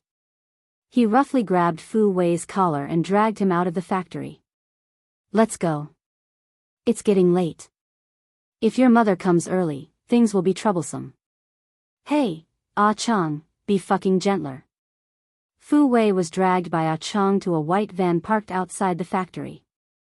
Monkey, who was sitting in the driver's seat, jumped out of the car and patted Ah Chong's shoulder. With a strange smile, he said, "Ah Chong, I'll leave Ah Wei to you. I'm now in charge of welcoming Ah Wei's mother." Ah Chong nodded and stuffed Fu Wei into the front passenger seat. He jumped into the driver's seat and stepped on the accelerator. The van kicked up a cloud of dust and sped away. The two of them did not go to the agreed place. Instead, they went to the seaside of Repulse Bay. "Ah Chong, what are we doing here?" Fu Wei looked around in confusion. This was obviously a pier. There were many fishermen's boats docked at the seaside. There were also speedboats and ships. "You'll know soon enough." Ah Chang expressionlessly opened the car door and pulled him out of the front passenger seat. Ah Chang took off his t-shirt and covered his tied wrists. He pulled his arm and walked towards the pier. Hey, Ah Chang, wait a minute. What are we doing so far away? Tell me clearly. If you don't tell me clearly, I won't go with you. Fu Wei stopped and refused to move. There were many people busy at the pier. No one had the time to pay attention to the two of them. Ah Chang's face was stiff and his tone was somewhat unhappy. Ah Wei, what do you mean by this? You were the one who begged us to help you put on this show. Now, with your attitude, are you suspecting me? Fu Wei chuckled. I'm not suspecting you. I just think it's strange. Don't keep me in suspense. Why are we here? Ah Chang sighed. Alright, I'll tell you. We agreed to move to my rented house, but I was worried that your mother would play tricks and bring the police here. If they catch Monkey, they will quickly find out where we are, so I changed my mind and brought you to the seaside. Fu Wei was stunned. What about Monkey? If Monkey is really caught, we'll say that it's just a joke. There's no kidnapping at all. It's very simple to clear Monkey's name. Ah Chang did not want to talk about this topic anymore. He patted him on the shoulder. Let's go. There's no point in us standing here. I've already rented a boat. Let's go sit on the boat and wait for their good news. Although Fu Wei still had doubts in his heart, he didn't think too much about it. He followed Ah Chang onto a fishing boat. After all, he had been brothers with Ah Chang and Monkey for 2 years. He had never thought that they would harm him. Fu Wei had just stepped into the cabin when he saw a very beautiful middle-aged woman sitting inside. He was greatly surprised and was about to ask Ah Chang when he suddenly felt a pain in the back of his head. His vision went black and he fell to the ground with a plop. Ah Chang's right hand formed a palm as he glanced at Ah Wei, who was unconscious on the ground. He slowly withdrew his right hand and said to the middle-aged woman, I've already brought Ah Wei over as you requested. I don't want to participate in what happens next. The woman smiled. All right, according to the agreement, I'll pay you half of the money first. After your friend brings Xiao Ling over, I'll pay you the other half. Her fair and slender fingers held a check and handed it to him. Ah Chang took the check from her hand and quickly glanced at the numbers on it before stuffing it into his pocket. He didn't even look at Fu Wei, who was lying on the ground, as he turned and left the fishing boat. A minute later, a woman wearing jeans and a white shirt entered the cabin. She glanced at Fu Wei and said, Madam, what do we do now? Ah Xiao, put him in a corner and tie his legs. Then, let old Xiao drive the fishing boat out to sea. After Monkey brings Xiao Ling to the seaside, tell him the coordinates. This woman was Su Murong. She leisurely leaned back in her chair and calmly commanded. Just in case, their boat left the dock first. After confirming that Xiao Ling had come alone to deliver the ransom, she would let Monkey escort her to see her. Ah Xiao found a rope from the cabin and tied Fu Wei's legs. Then, like throwing trash, she threw him into a corner and said to Su Murong, Madam, I'll let old Xiao drive the boat now. Su Murong nodded. Inside the cockpit sat a muscular man. His face was cold and his body exuded a murderous aura. He was old Xiao, a retired Special Forces soldier from Vietnam. He was now Su Murong's bodyguard. The fishing boat quickly left the harbor and headed towards the vast sea. At this time, Xiao Ling had already taken a taxi and arrived at the outskirts of the city. It took her a lot of effort to find the abandoned factory. The factory's iron gate was open and weeds were overgrown. She limped into the factory with her walking stick. Because she was worried about Fu Wei's situation, her eyes were filled with anxiety. The factory was empty. There was not a single person in sight. There were only 2 chairs, 2 empty mineral water bottles, and some bread crumbs and bread bags. Xiao Ling hurriedly looked around with her walking stick and shouted, Ah Wei, where are you? There was no response in the huge factory. Only her echoes could be heard. Ah Wei, where are you? Xiao Ling was anxious. She refused to give up. She limped around, looking for traces of Ah Wei and the kidnappers. Suddenly, a young and thin man walked in from the factory entrance. He stared coldly at Xia Ling and said, "Stop looking. There's no one else here other than you and me." Attention, Xinwu 799. Chapter 356. Xia Ling hugged the suitcase tightly and took a few steps back. "Who are you?" The skinny man was none other than Monkey. He had been lying in ambush around the factory and only came out to meet Xia Ling after confirming that she was alone. He sneered. "I'm the one who kidnapped your son. Come with me, I'll take you to see your son." Xia Ling did not hesitate. She followed Monkey for a few hundred meters and got into a black Volkswagen Santana at a secluded intersection. Monkey was not only ruthless but also meticulous. He was worried that Xia Ling would secretly call the police and get them to lie in ambush on the way out of the factory. Hence, he deliberately chose a different road from the one Xia Ling had taken. He drove the car through the middle of the abandoned factory. Half an hour later, the car was on the road to the beach. The sky was blue and the water was clear. The sun had already set in the west. The fishermen were returning one after another and the sailors were busy moving the goods onto the ships. The harbor was bustling with activity. It was a scene of prosperity.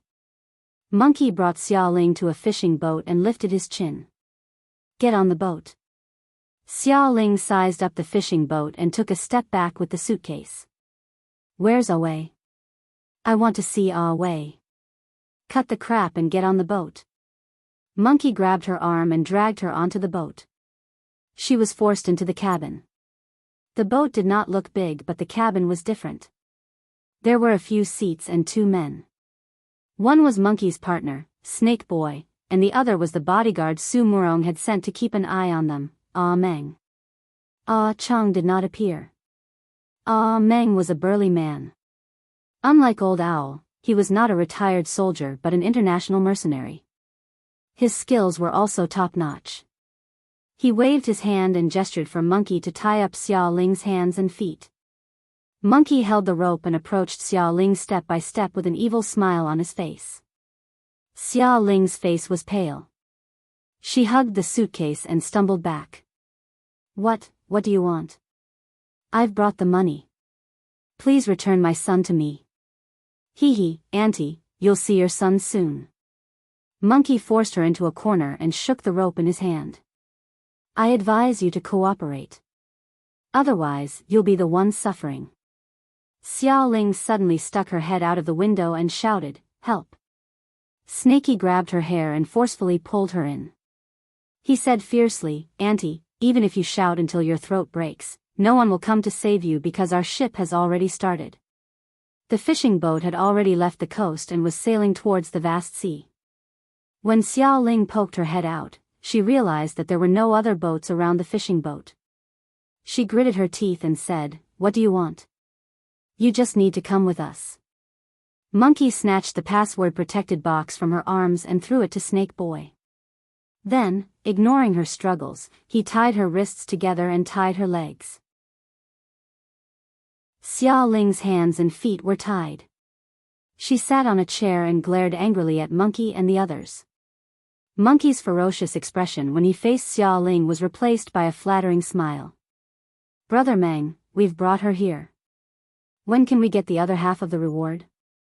Ah Meng looked at him expressionlessly. "When you see Madam, she will naturally give it to you." Ah Xiu sent the coordinates of their ship, and Ah Meng and the others sailed in that direction. After sailing for close to an hour, they arrived at a deserted island. There was already a fishing boat docked by the beach. It was the same boat that Su Murong and the others had come on. After the boat docked, Monkey and Snake Boy each grabbed Xia Ling's arms and dragged her off the boat onto the deserted island. Not far from the beach, Su Murong and the others stood in the wind. Fu Wei had already awakened and was standing beside Su Murong. His hands and feet were tied and his mouth was sealed with black tape. When he saw Xia Ling, his eyes flashed with a complicated light and he made muffled sounds from his throat. "Ah Wei, Ah Wei, Xia Ling shouted excitedly. She ignored her crippled legs and jumped towards Fu Wei. No one stopped her. After all, they were heading towards Su Murong. Xia Ling had only jumped about 10 steps and was already panting. However, when she saw her son who was dozens of meters away, her eyes were resolute. She did not stop and continued to jump towards him. Her hair was disheveled and her face was flushed. Sweat broke out on her forehead.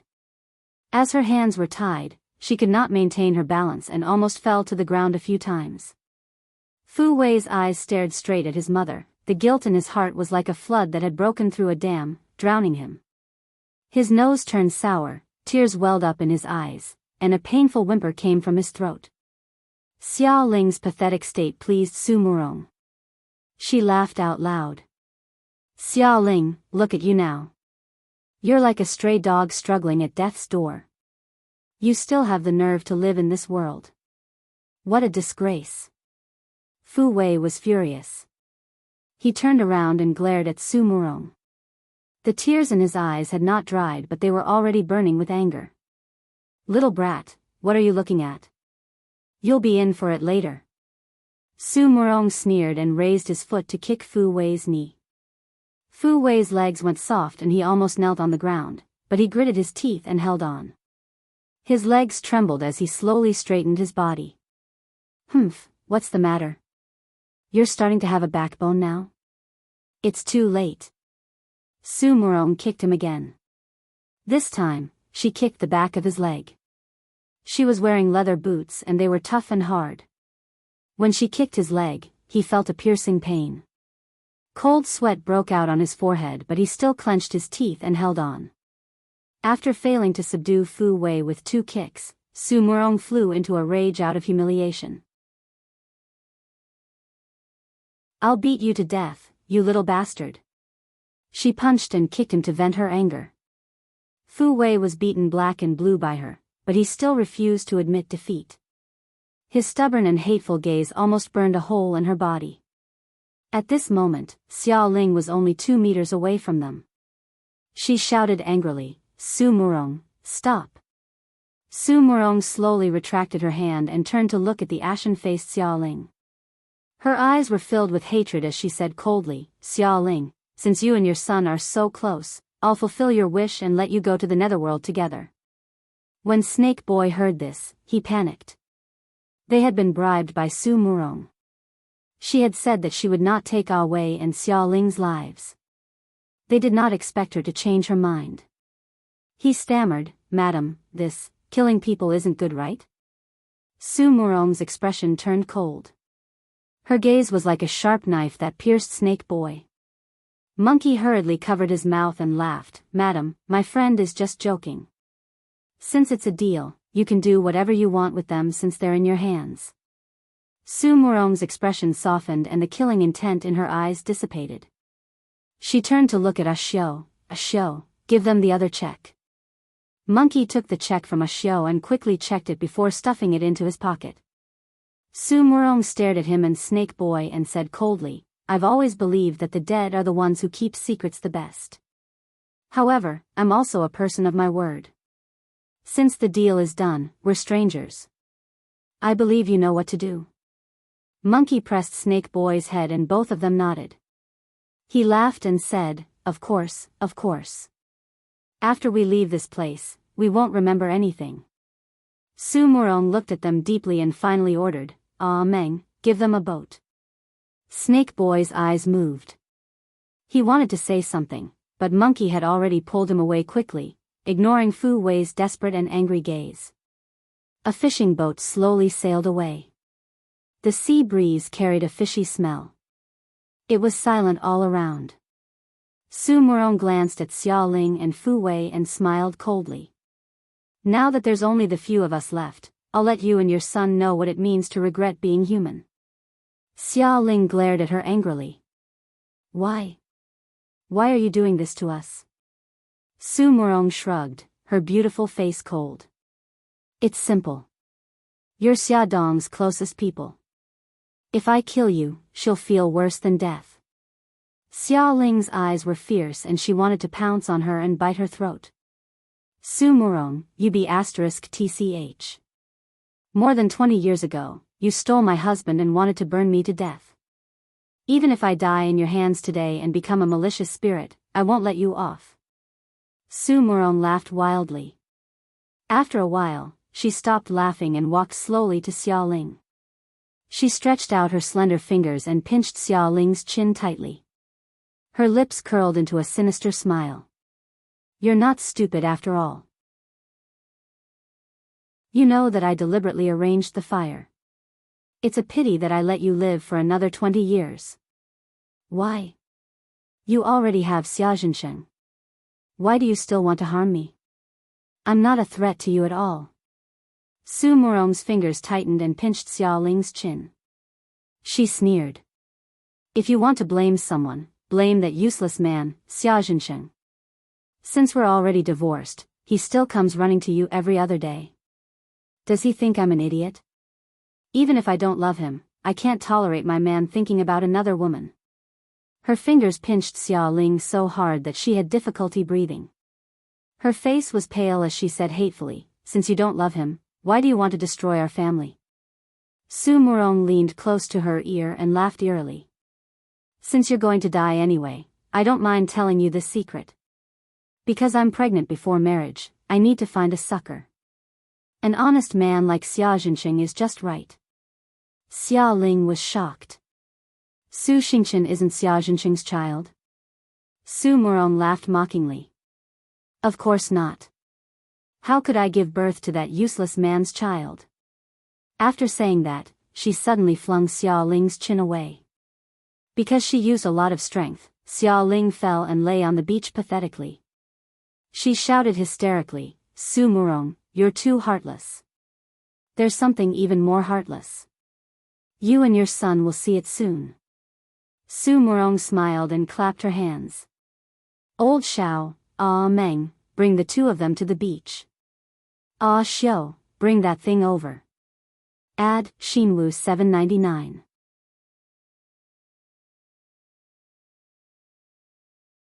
Chapter 357. On the clear seaside, the sound of the waves crashing against the sand could be heard. Xia Ling and Fu Wei were escorted to the seaside, less than 20 centimeters away from the water. Su Murong's lips curled into a cruel smile. Old Xiao, tear off the tape on that little bastard's mouth. It would be a pity if she couldn't hear his screams later. She looked at the ropes on their legs and said, untie the ropes on your legs as well. This island was extremely desolate and there were only a few of them. Xia Ling and her son would not be able to escape from their clutches. With the ropes on their legs untied, the scene of their struggle became even more exciting. After the tape on Fu Wei's mouth was removed, the first thing he said was, Mom, I'm sorry. It's all my fault. Xia Ling sighed. Don't say it, Ah Wei. I don't blame you. No, Mom, I want to say it.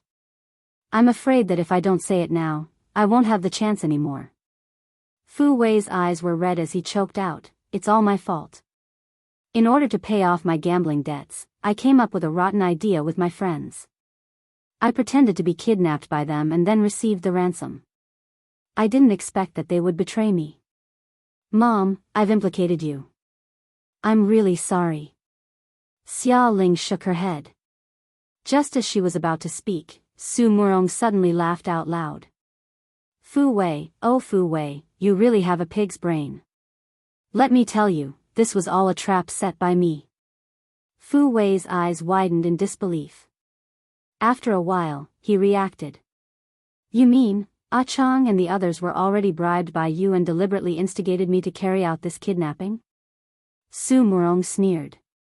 Not only that, I also bribed your potential customers to not buy your software and forced you into a dead end. You woman, you're too despicable. Fu Wei angrily rushed towards Su Murong. Unfortunately, before he could get close to her body, he was already knocked to the ground by old Xiao. The skin on his lips was broken and fresh blood flowed out. Axiu carried an iron bucket and jumped down from the cabin of the fishing boat. She placed the iron bucket on the beach and saw that there was an iron cover on top of it.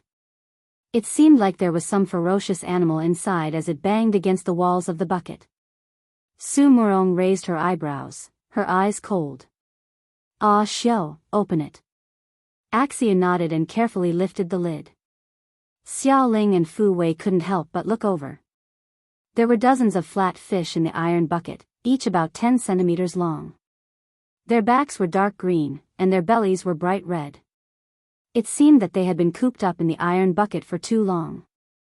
Once they were able to breathe fresh air, they immediately flipped over, splashing water everywhere. There were also a few fish that jumped out of the barrel and rolled back into the barrel. In those few seconds, everyone noticed that their teeth were as sharp as saws. Xia Ling and Fu Wei looked at each other. They didn't know why Su Murong had asked someone to bring a bucket of fish over. Su Murong raised her eyebrows and said calmly, "These fish are called piranhas. Their teeth are unusually sharp. It's said that they can bite off 16 cubic centimeters of meat in one bite. With this bucket of fish, you'll be reduced to bones in less than half an hour." Fu Wei trembled, his eyes filled with fear as he stared at the piranhas in the bucket. Xia Ling's eyes narrowed. If one looked closely, they would notice that her gaze was calm and rational. It was completely different from the gaze of a loving mother who was worried about her son. However, Su Murong didn't notice any of this. She was still gloating over the piranhas. "I specially prepared this for you and your son. Once you become a pile of bones and rot in this desolate place, no one will ever find you." She glanced at Old Owl and Ah Meng and ordered, "Pour the piranhas into the sea, then throw them both in." Old Owl nodded. He lifted the metal bucket and took 2 steps back, away from the water. Then, he slowly tipped the bucket and poured all the piranhas into the water. After the piranhas entered the water, they didn't swim away immediately. Instead, they circled around in the shallow water, as if waiting for something. Old Owl was prepared. He took out a dagger and cut his finger. He squeezed 2 drops of blood onto the water. The smell of blood spread in the water. The piranhas seemed to have gone crazy. They rolled, flopped, and hissed at each other. He did this to lure the piranhas to stay where they were with his blood. "All right, it's your turn now." Ah Meng carried Xia Ling with one hand and grabbed Fu Wei with the other. He pushed them into the water. Fu Wei shouted, "Hold on." Su Murong made a gesture and Ah Meng paused. Su Murong said coldly, "Do you have any last words?" Fu Wei said anxiously, "Let my mother go." Su Murong crossed her arms and said calmly, "Impossible." "Ah Meng, continue." Ah Meng lifted Xia Ling first and pushed her into the water. Seeing that her body was getting closer and closer to the water, the piranhas seemed to have smelled the scent of humans. They turned restlessly and a few fish jumped out of the water. They opened their mouths and bit her cheeks with their sharp teeth. "No," Fu Wei screamed. He was so scared that he almost fell to the ground. His legs trembled as he shouted, "Please, let my mother go." In the blink of an eye, Xia Ling threw her head back and slammed it into Ah Meng's nose. Her wrists tightened and the rope broke with a bang. She quickly grabbed Ah Meng's hand that was on her shoulder and threw him over her shoulder into the sea. All of this happened too quickly. It only took a few seconds. When old Xiao and Ashio reacted and wanted to help Ah Meng, the school of piranhas had already bitten his body. Ah Meng's shrill screams filled the air. Once the piranhas had their prey, they would not let go even if they were beaten to death. They would move their bodies to tear the bloody flesh off and change their teeth so that they could continue to hunt for food. Their strong teeth immediately caused a very serious bite. Pieces of bloody flesh were torn from Ah Meng's legs and body. Blood stained the water red. "Help!" Ah Meng flopped in the water and screamed miserably. Old Xiao and Ashio each stood on one side and grabbed his arm. They pulled him out of the water. There were dozens of piranhas biting his flesh tightly, unwilling to let go. His clothes were torn to shreds and his legs were badly mangled, revealing his white bones. Just as they were trying to save Ah Meng, Xia Ling had already dragged Fu Wei, whose legs had turned to jelly, to a place far away from the water. She quickly untied the rope around his wrists. Su Murong glared at them angrily. "You're not Xiao Ling. Who are you?" That's right, this woman was not Xiao Ling. Xiao Ling could not be so skilled. It was even more impossible for her right leg to recover in an instant and pull Fu Wei along for dozens of meters. Old Xiao and Xiao were still helping Meng deal with the piranhas. A helicopter rumbled as it flew into everyone's line of sight. The sniper on the helicopter carried a submachine gun and aimed at Su Murong and the others. There was also a speedboat cutting across the calm sea and rushing over. There was also a sniper on the speedboat aiming at them with a submachine gun. Their rescue team had arrived. Xiao Ling, oh no, it should be Leng Shui who was pretending to be Xiao Ling. She calmly stroked her hair and said calmly, "You don't deserve to know my name." "Damn it, I've been fooled." Su Murong quickly took out a pistol from her handbag and aimed at Leng Shui and Fu Wei. "Get the helicopter and speedboat to leave. Otherwise, I'll take your lives immediately." On the other side, Old Xiao and Xiao had already abandoned Meng. They each took out a pistol from their arms and aimed at Leng Shui and Leng Shui. After the extreme panic, Fu Wei had experienced a bizarre role change. His mind was still in a mess and he did not know what to do. He only knew to follow closely behind Leng Shui. Leng Shui pulled him behind her and stared at Su Murong. She said coldly, "Su Murong, you're at the end of your rope. I advise you to put down your weapon and surrender. Don't even think about it." Old Xiao, Xiao, quick, shoot and kill them. Su Murong screamed and pulled the trigger at the same time. Bang bang, after a few gunshots, Old Xiao and Xiao fell to the ground. They were shot from the back by the snipers on the speedboat. The pistol in Su Murong's hand was knocked out of her hand by the snipers on the helicopter. The helicopter landed on the beach with a loud roar. The people on the speedboat also quickly jumped onto the beach. They were actually a group of policemen in uniform.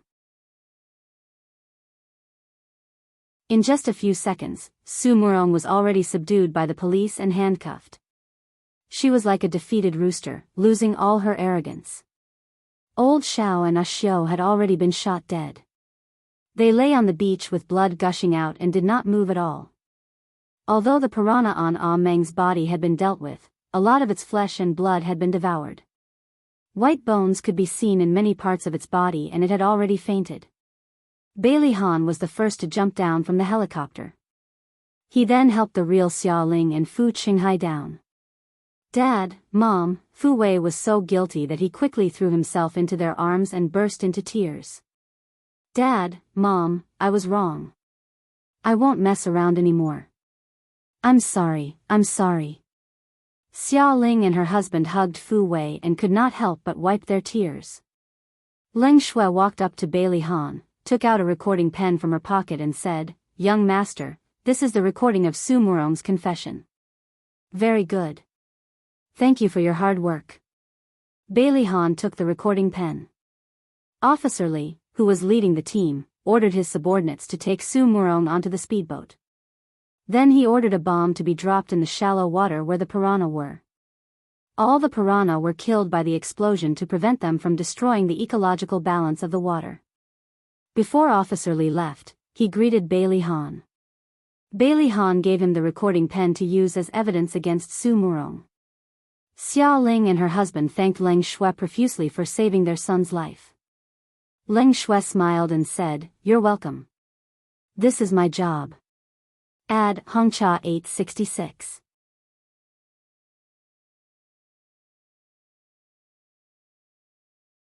Chapter 358.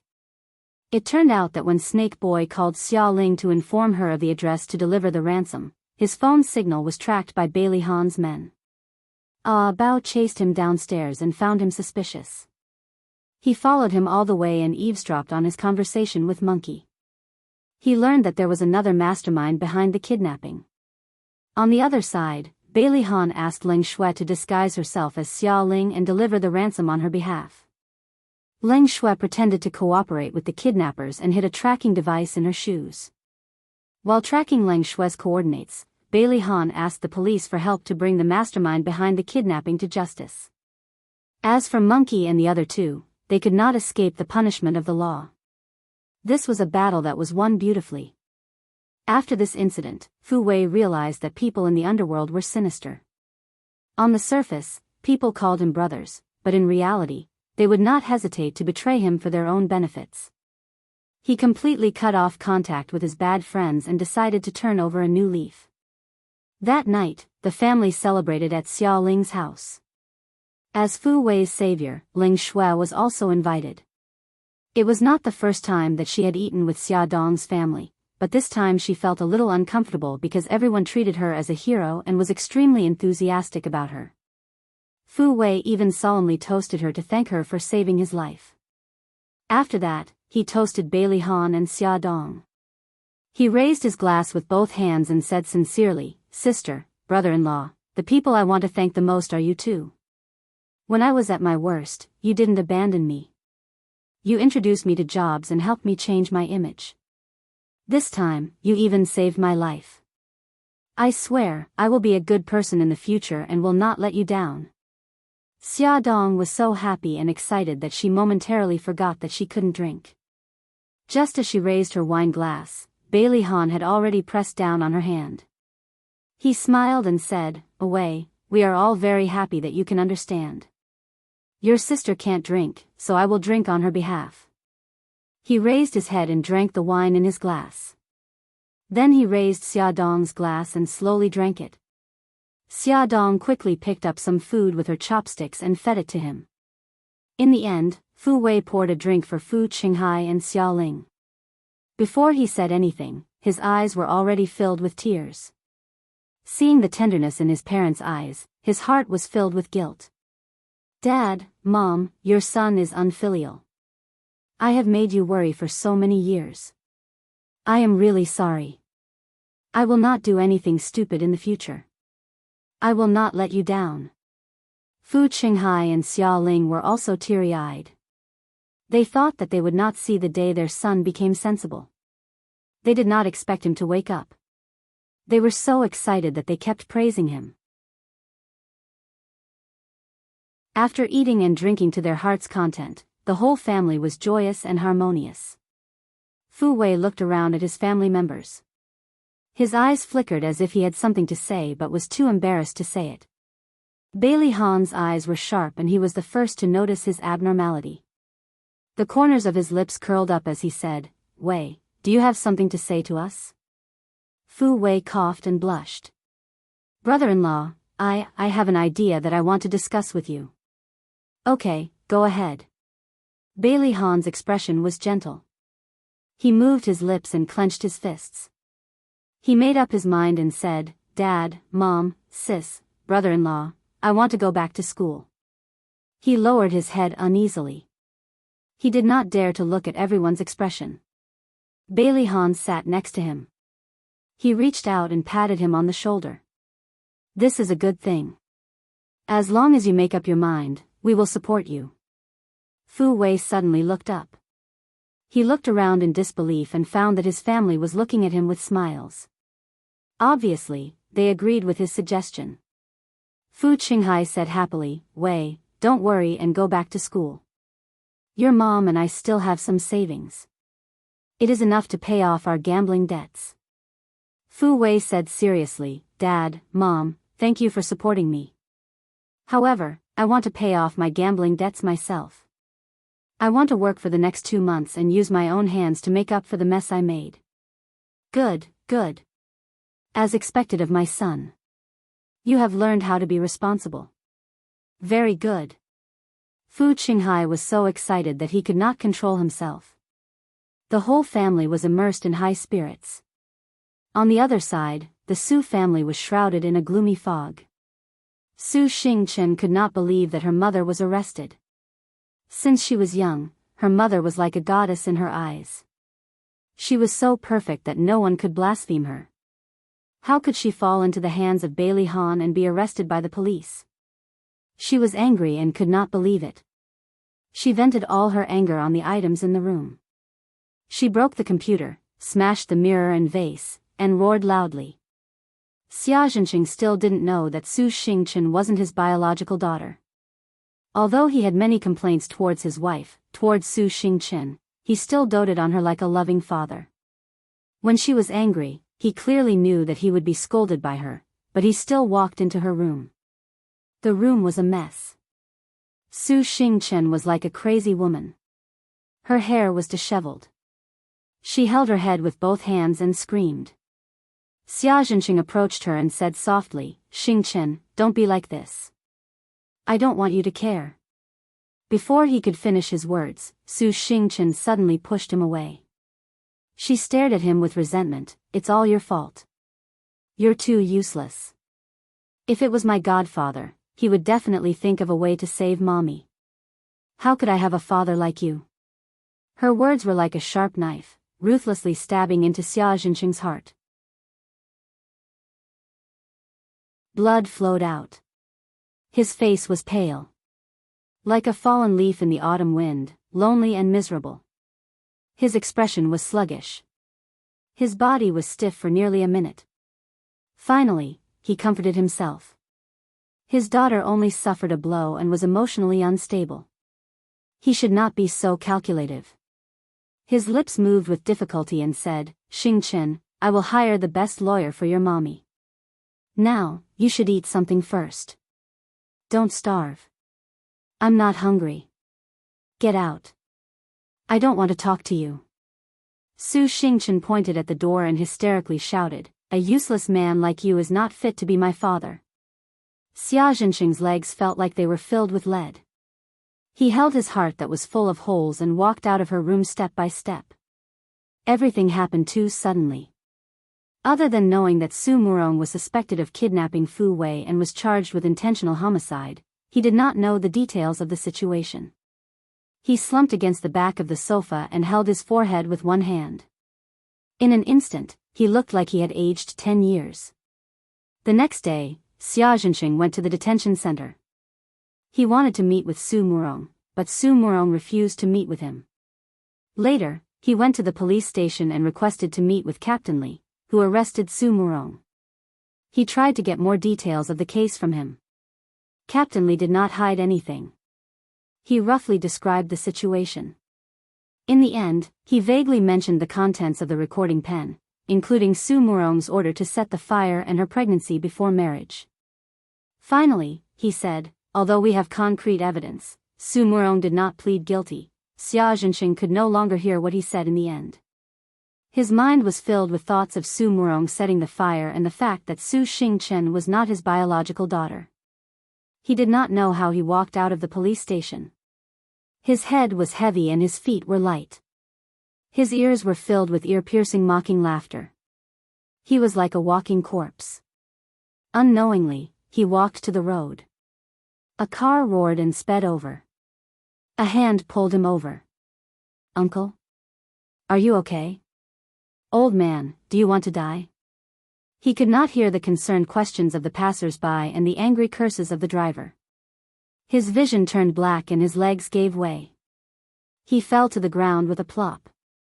It was already late at night. Xiao Ling did not expect to be woken up by Xia Zhenqing's call at this time.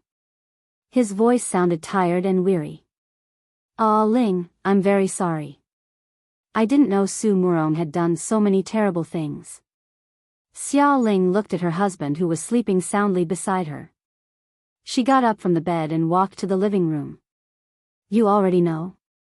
Xia Zhenqing suddenly burst into tears. He said intermittently, I know everything. She was the one who set the fire. "Ah, Ling, Xingchen is not my daughter. Tell me, why am I so stupid? I'm so useless." Yesterday, when they returned from the deserted island, Ling Shui had already told them everything about how she had induced Su Murong to confess to the crime. Therefore, Xiao Ling already knew that Xia Zhenqing was not lying. It was indeed Su Murong who had forced him to marry her. The hatred in her heart for Xia Zhenqing dissipated a little. Hearing how sad he was, Xiao Ling felt a little conflicted. She hesitated for a moment and said, "It's not that you're useless. It's just that Su Murong is too cunning, I'm sorry." I've let you and Xia Xia down. I've failed my whole life. Ah Ling, if there's an afterlife, I want to be your husband again. I will never betray you again. I want to be with you for the rest of my life and grow old together. Xia Jinsheng's heart-wrenching cries traveled to Xia Ling's ears through the phone. She suddenly panicked as if something bad was about to happen. She asked anxiously, Xia Jinsheng, where are you right now? On the roof of the hospital. Ah Ling, help me tell Xia Xia that I'm not a good father. I've let her down. Xia Ling's pupils shrank. Her face was filled with horror. Even her voice changed. You, what are you doing on the roof of the hospital? Don't do anything stupid. He began to sob again. I don't have the face to live anymore. Ah Ling, I'll find you in my next life, Xia Jinsheng, Xia Ling shouted. You haven't paid back what you owe me and Xia Xia.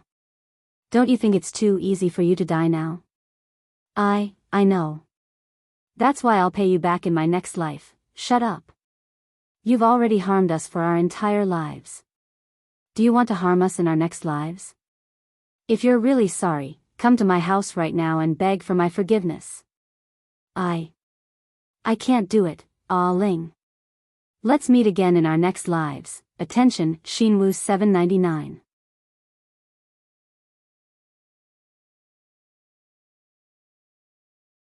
Chapter 359. Xia Jinsheng's voice was filled with despair and disgust for this world. Xia Ling wanted to rush to his side immediately to stop him from committing suicide. She yelled anxiously and painfully, Xia Jinsheng, I'm begging you. Don't do anything stupid. Do you know why I survived when I was so badly burned?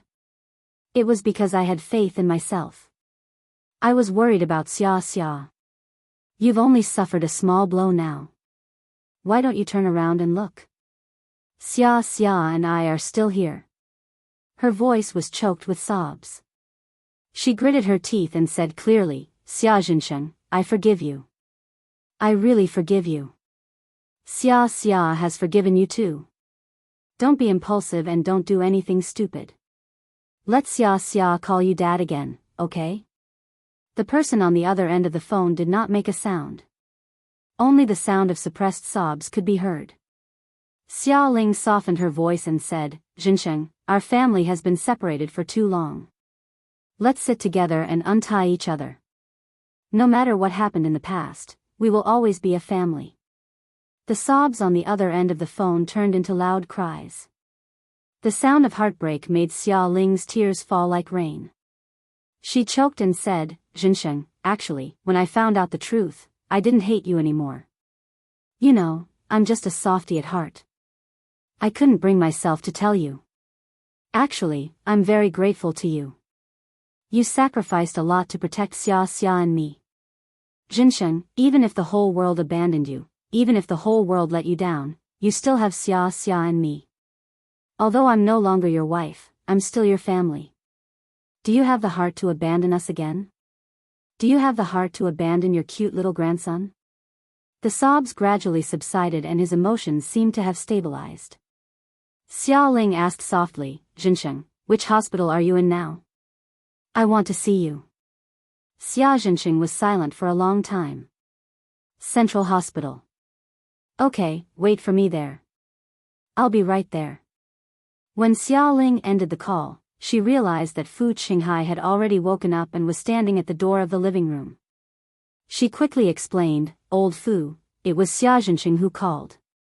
I was afraid that he would do something stupid, so, I understand, you don't have to explain. Fu Qinghai walked towards her, his expression as usual, not revealing the slightest bit of displeasure.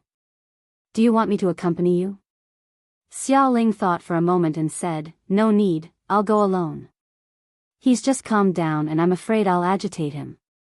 Fu Qinghai said, I'd better go with you. It's so late and I'm worried. I'll wait downstairs later. You can go up and meet him. Xia Ling did not refuse. The couple took the elevator and went downstairs. It was not easy for them to hail a taxi. The couple got into the car and Xia Ling said gratefully, Old Fu, thank you. Fu Qinghai grinned. We've been married for so long, what's the point of saying so much? The two rushed to the hospital. Fu Qinghai was waiting in the hospital lobby while Xia Ling took the elevator upstairs alone.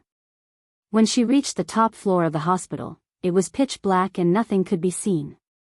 Xia Ling took out her phone and used the weak light to illuminate the area. She looked around for traces of Xia Zhensheng. Finally, she saw a figure near the railing. She called his name and walked in his direction.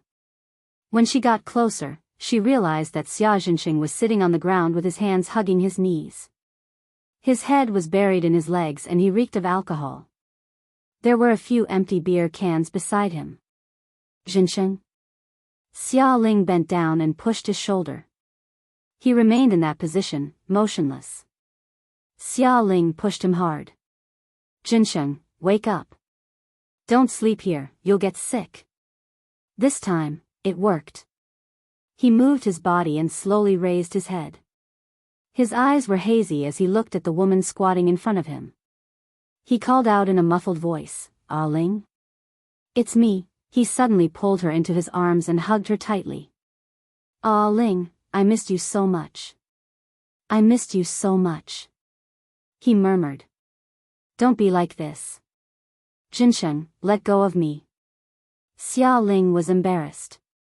Fortunately, it was night and Fu Qinghai did not follow her upstairs. Otherwise, she would have been embarrassed. "Ah Ling, I missed you." He was strangely strong. He hugged her so tightly that she could not break free.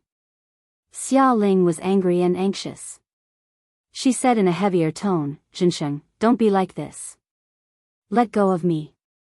If you don't, I'll be angry." Don't be angry, don't be angry." He murmured and let go of her. He sobbed softly.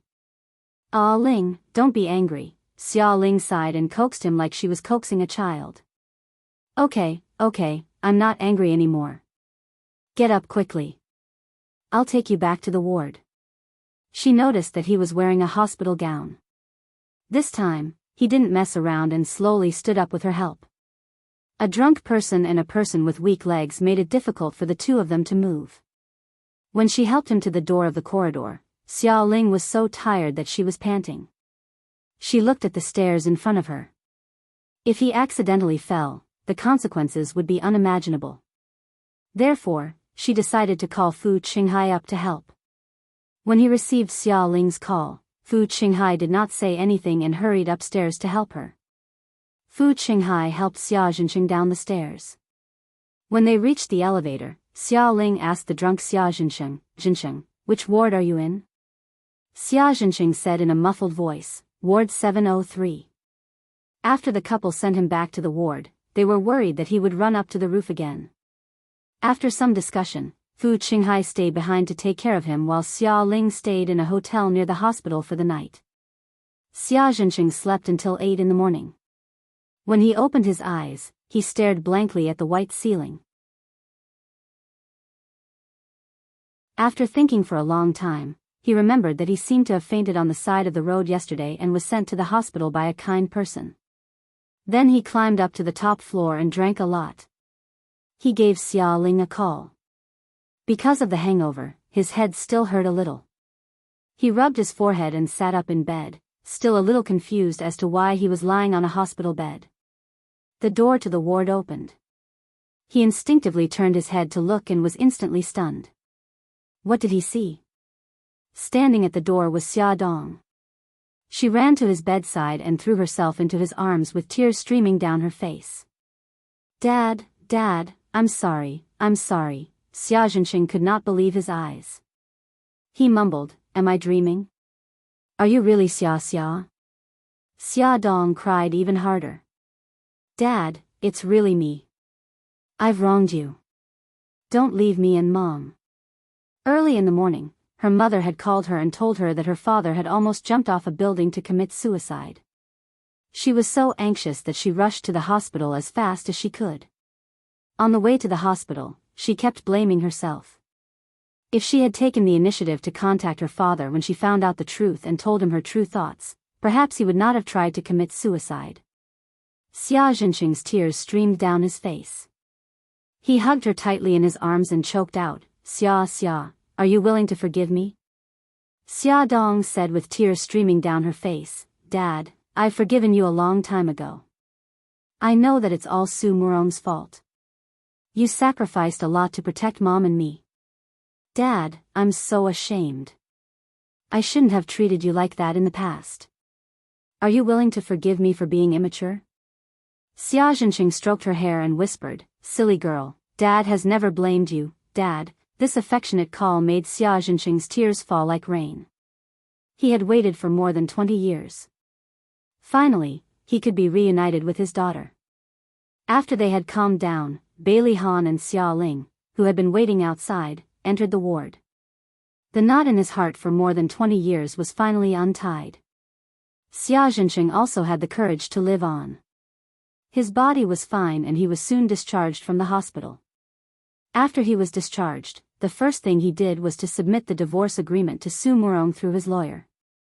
As for Su Xingchen, after all, he had raised him for more than 20 years. He still had feelings for him. However, after Su Xingchen found out the truth, he did not want to acknowledge him as his father. He did not force him and packed his belongings. He did not take a single cent from the Su family and moved out of the Su family's villa. The Academy of Fine Arts had once assigned him a staff dormitory. He lived there temporarily and planned to find a more suitable house before moving. After Bailey Han found out about this, he bought a comfortable and well-furnished apartment near the school and asked Xia Dong to send him the key. Without Su Murong's interference, Fu Wei quickly closed his first business deal with unyielding perseverance. He became more and more mature, more and more modest. He gained the approval of the leaders and customers, and his work became more and more smooth. Bailey Han hired the best lawyer and vowed to fight Su Murong to the end. He wanted her to pay for what she had done. After the first trial, Su Murong was convicted of intentional injury, intentional homicide, kidnapping, and several other crimes. She was sentenced to life imprisonment. Su Murong did not agree with the first trial's verdict and filed an appeal. Because the Su Murong's family was very famous in a city, the case of Su Murong attracted widespread attention from the whole society. There was also one person who had been paying attention to the trial's result. He was Shen Ran, Su Murong's agent. When he learned that Su Murong had offended Bailey Han and that she was about to collapse, Shen Ran set off fireworks at the seaside for an hour to celebrate. Before the second trial began, Bailey Han received a strange phone call. Mr. Bailey, my name is Shen Ran. You don't know me, but I know you. I'm very grateful to you for bringing down Su Murong. In order to express my gratitude, I specially want to give you a gift. Shen Ran paused and said, Fenglin Villa is Su Murong's villa in the suburbs. You will find something very interesting there. Bailey Han's eyes moved slightly and he said lightly, Why should I believe you? Shen Ran sneered, As long as you go to that place, you will understand. Believe me. Don't go alone, because that place is full of bodyguards and traps. Bailey Han said calmly, Condition? He never believed that there was a free lunch in this world. Beauty novel, Hongcha 866.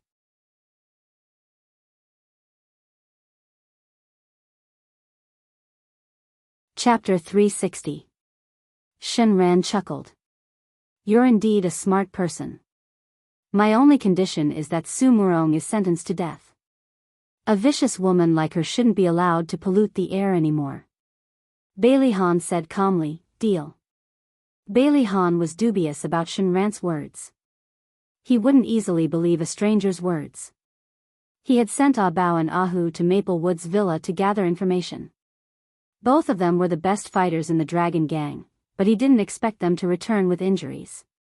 Ah Bao's arm was injured, and his black suit was stained with blood. Ah Hu's calf was fractured. According to them, there were at least 10 bodyguards in the villa. After they sneaked into the villa, they avoided the bodyguards' line of sight and split up. Ah Bao found the location of the basement and planned to enter to investigate, while Ah Hu searched the rooms above ground. In the end, before Ah Bao could enter the basement, he was discovered by the Tibetan Mastiff guarding the door. The ferocious Tibetan Mastiff pounced on him and scratched his arm.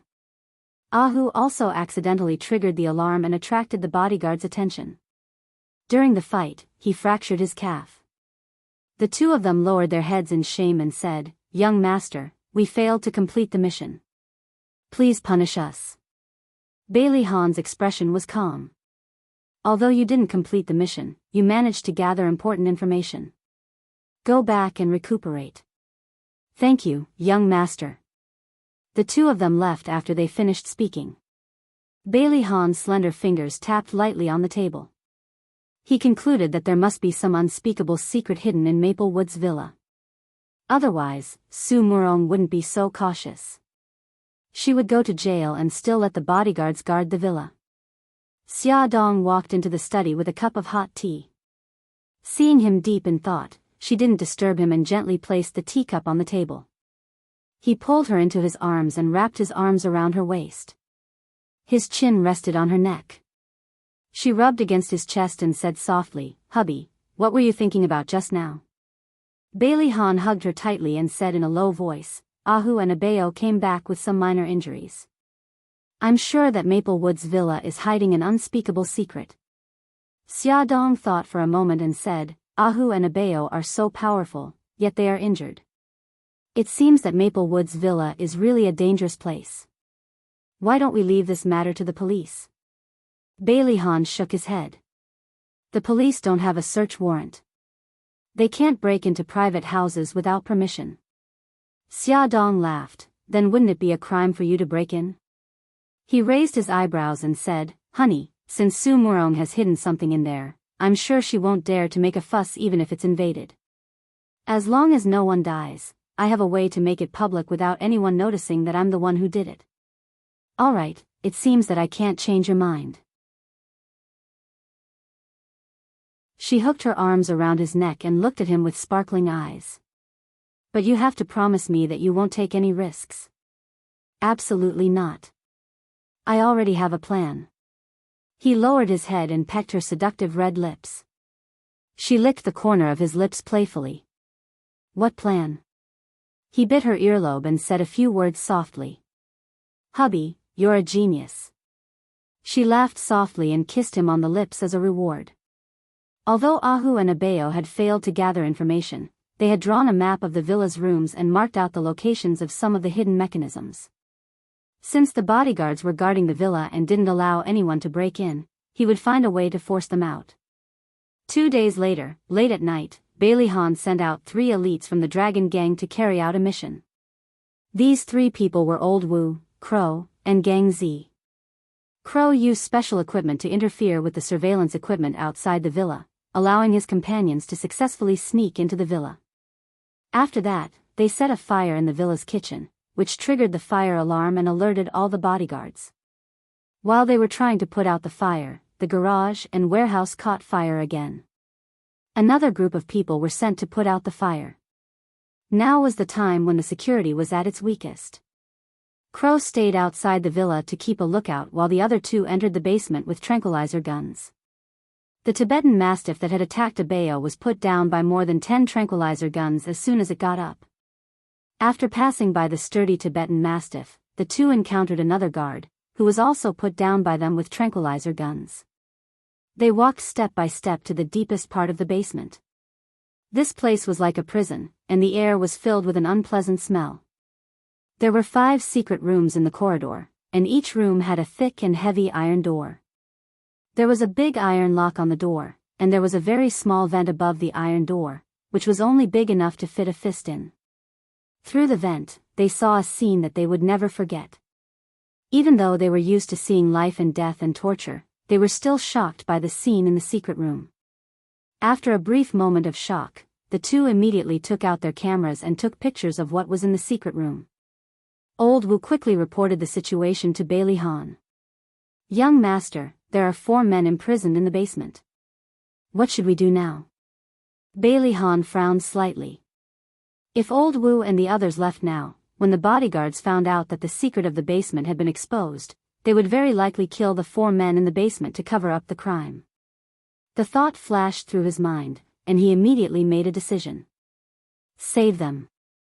Old Wu said in a low voice, "There is a large iron lock on the iron door, and we haven't found the key yet. More importantly, the 4 men have lost their ability to move. It will be difficult for us to get out with them." Bailey Han frowned. "When will the fire alarm arrive?" "Before we entered the villa, we already called the fire alarm. They should be here soon. Then we'll follow the original plan and delay until the fire alarm arrives. Then we'll lead them to discover the secret of the secret room." This was Bailey Han's plan. He deliberately set the villa on fire to divert the bodyguards' attention, and the 3 members of the Dragon Gang would take the opportunity to discover the secret of the basement. Then, they would lead the fire alarm to discover the secret and completely separate themselves from the matter. After ending the call, Old Wu said to his companion, "Gangzi, you stay here and protect the 4 of them. I'll go upstairs and check out the situation." Before Old Wu had time to return to the ground, Crow, who had stayed outside as a lookout, had already sent a message through the earpiece communicator. "Old Wu, the fire alarm is here. They're helping to put out the fire." Old Wu frowned slightly and immediately had a plan in mind. He quickly informed Gangzi to remove the anesthetic needles from the Tibetan Mastiff and the guards and withdraw from the secret room. As for himself, he pulled out his pistol and fired a shot into the sky. He shouted, "Murder! Help!" The fire outside was almost extinguished. When the firemen heard the gunshots and cries for help, they divided some of their forces into the villa to investigate. The leader of the group of bodyguards quickly stopped them. "Officer, there's nothing in the villa. You don't have to go in." The captain said, "I clearly heard gunshots and cries for help just now. Something must have happened. Xiao Ding, quickly inform 110. The firemen did not have guns on them. In the event of a shooting incident, they still had to ask the police for help. "Save me! Save me!" The cries for help became more and more urgent. The fire chief ignored the bodyguard's attempts to stop him and directly led 2 firemen directly into the villa. The villa was quiet and there was not a single person in sight. The firemen's hearts were in their throats because they did not have guns or bulletproof vests. They had no choice but to carefully investigate the situation. "Captain, there's blood here." A fireman pointed at the blood on the floor. "Follow me." The 3 of them followed the blood and walked down the corridor to the basement. At the entrance of the basement, they saw the unconscious Tibetan Mastiff lying on the ground and a bodyguard in a black suit. There were a few wounds on the bodyguard's fingers and the blood had already coagulated. The blood on the floor disappeared all the way here. It seemed that the blood had flowed from his fingers. "Let's go inside and take a look." The captain continued to walk inside with the 2 firemen. Soon, they found 5 secret rooms. Through the narrow vent, they could clearly see the scene inside the secret room. The 3 firemen were shocked at the same time. In each secret room, there was a single bed, a toilet, and a simple sink. 4 of the secret rooms had a man imprisoned in them, and the remaining secret room was empty. A man was lying naked on the dirty bed. He seemed to be paralyzed on the bed and had lost the ability to move. He ate, drank, and defecated on the bed. Next to his head, there was a bowl of rice. He could reach it as long as he stretched out his hand. His lower body was soaked in feces and urine. He did not know how long it had been since he cleaned it, so the skin below his waist had all begun to rot and maggots had even grown out. In the second secret room, the imprisoned man had lost both of his legs. From the knees to the soles of his feet, they were all cut off. His wrists were firmly tied to the head of the bed with iron chains. His long hair was like withered grass over his shoulders and his beard had grown to his chest. It seemed that he had not washed for many years. It was impossible to see his original appearance. In the third secret room, the imprisoned man was like a wild dog. There was an iron chain around his neck. He squatted on the ground naked. His hands were on the ground as he barked at the empty room. He seemed to have forgotten that he was a human. Even when he peed, he lifted one of his legs and washed the bedpost with a warm current. On the floor, his feces were everywhere. In the fourth secret room, the man looked much more normal than the other three. He was wearing a white robe and his face was clean. It was the face of an extremely beautiful young man. He sat cross-legged on the ground and hugged something white in his hands. However, when the firefighters saw what he was hugging, all the hair on their bodies stood on end.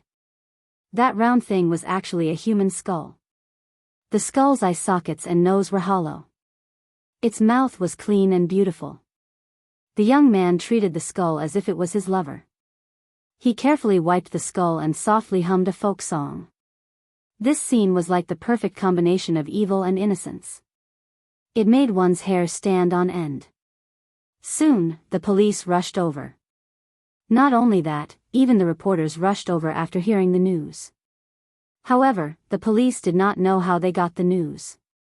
In fact, it was old Wu who, under Bailey Han's instructions, secretly took photos of the secret room and sent them to all the major newspapers and media outlets.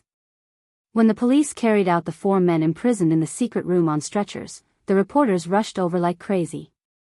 They did not care about the pungent stench and kept pressing the shutters of their cameras. They fought to be the first to report on this shocking illegal detention. The next morning, Xia Dong also saw the reports and the hair-raising pictures. The disgusting and cruel pictures almost made her vomit. She endured the great discomfort and looked at all the pictures. Finally, her gaze fell on the last picture. It was a picture of a young man hugging a skull. The young man had an extremely beautiful face. Because he had not seen the sun for many years, his skin was abnormally white. His shoulder-length hair was softly draped over his shoulders, outlining his feminine beauty. His eyebrows looked somewhat familiar. Xia Dong stared at the picture for a long time. Suddenly, her body trembled and her pupils shrank. She ran to the phone in a panic and pressed a familiar number with her trembling fingers. As soon as the other party picked up, she shouted excitedly, "Brother Shen, I saw Ayuan." Mika Keto was on a business trip in Japan and was in the middle of a meeting with her subordinates. When she heard this, she suddenly stood up and said with a trembling voice, "Where is he? Is he still alive?" Xia Dong nodded repeatedly. She cried and laughed at the same time. "He's alive, he's still alive. But his situation is not very good. It turns out that he was imprisoned by Su Murong." "What?" A storm suddenly swept through Mika Keto's eyes. Her entire body released a cold and murderous aura. Everyone in the meeting room was enveloped by this cold aura and did not even dare to breathe loudly. Xia Dong hurriedly said, "Brother Shen, don't be so agitated. I don't know the specific situation now. I'll call you when I know more. I'll go back immediately." Mika Keto was eager to return home when there was suddenly news of her brother, who had been missing for more than 20 years. She was not in the mood to care about the gang's affairs. She handed over all the affairs to Jiang Dao and let him handle them. He rushed to a city with Suzaku and Lu Xing. That day, Xia Dong went to the police station accompanied by Bailey Han and learned the details. It turned out that the 4 men, including Ayuan, were imprisoned in the basement by Su Murong. The longest of them had been imprisoned for 15 years and had completely lost the ability to communicate with the outside world. The identities of the 4 men were still under investigation. The police had compared them with the missing persons in recent years, but they had not found their real names or relevant information. She couldn't get any information about the 4 people from Su Murong's bodyguards. Xia Dong stated the purpose of her visit. "Officer, this man is someone I know." She took out Ayuan's photo and pointed it to the police. "His name is Hiroshi Kitado. His mother is Chinese and his father is Japanese. He also has an older brother named Mika Keto. May I ask if we can meet him now?" Beauty novel, Hongcha 866.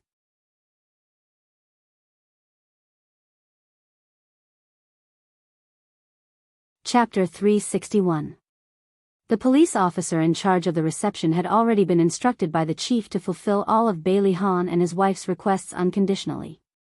Therefore, he led them to the sanatorium where Hiroshi Kitado was temporarily staying. According to his introduction, the other 3 men were also staying in the sanatorium.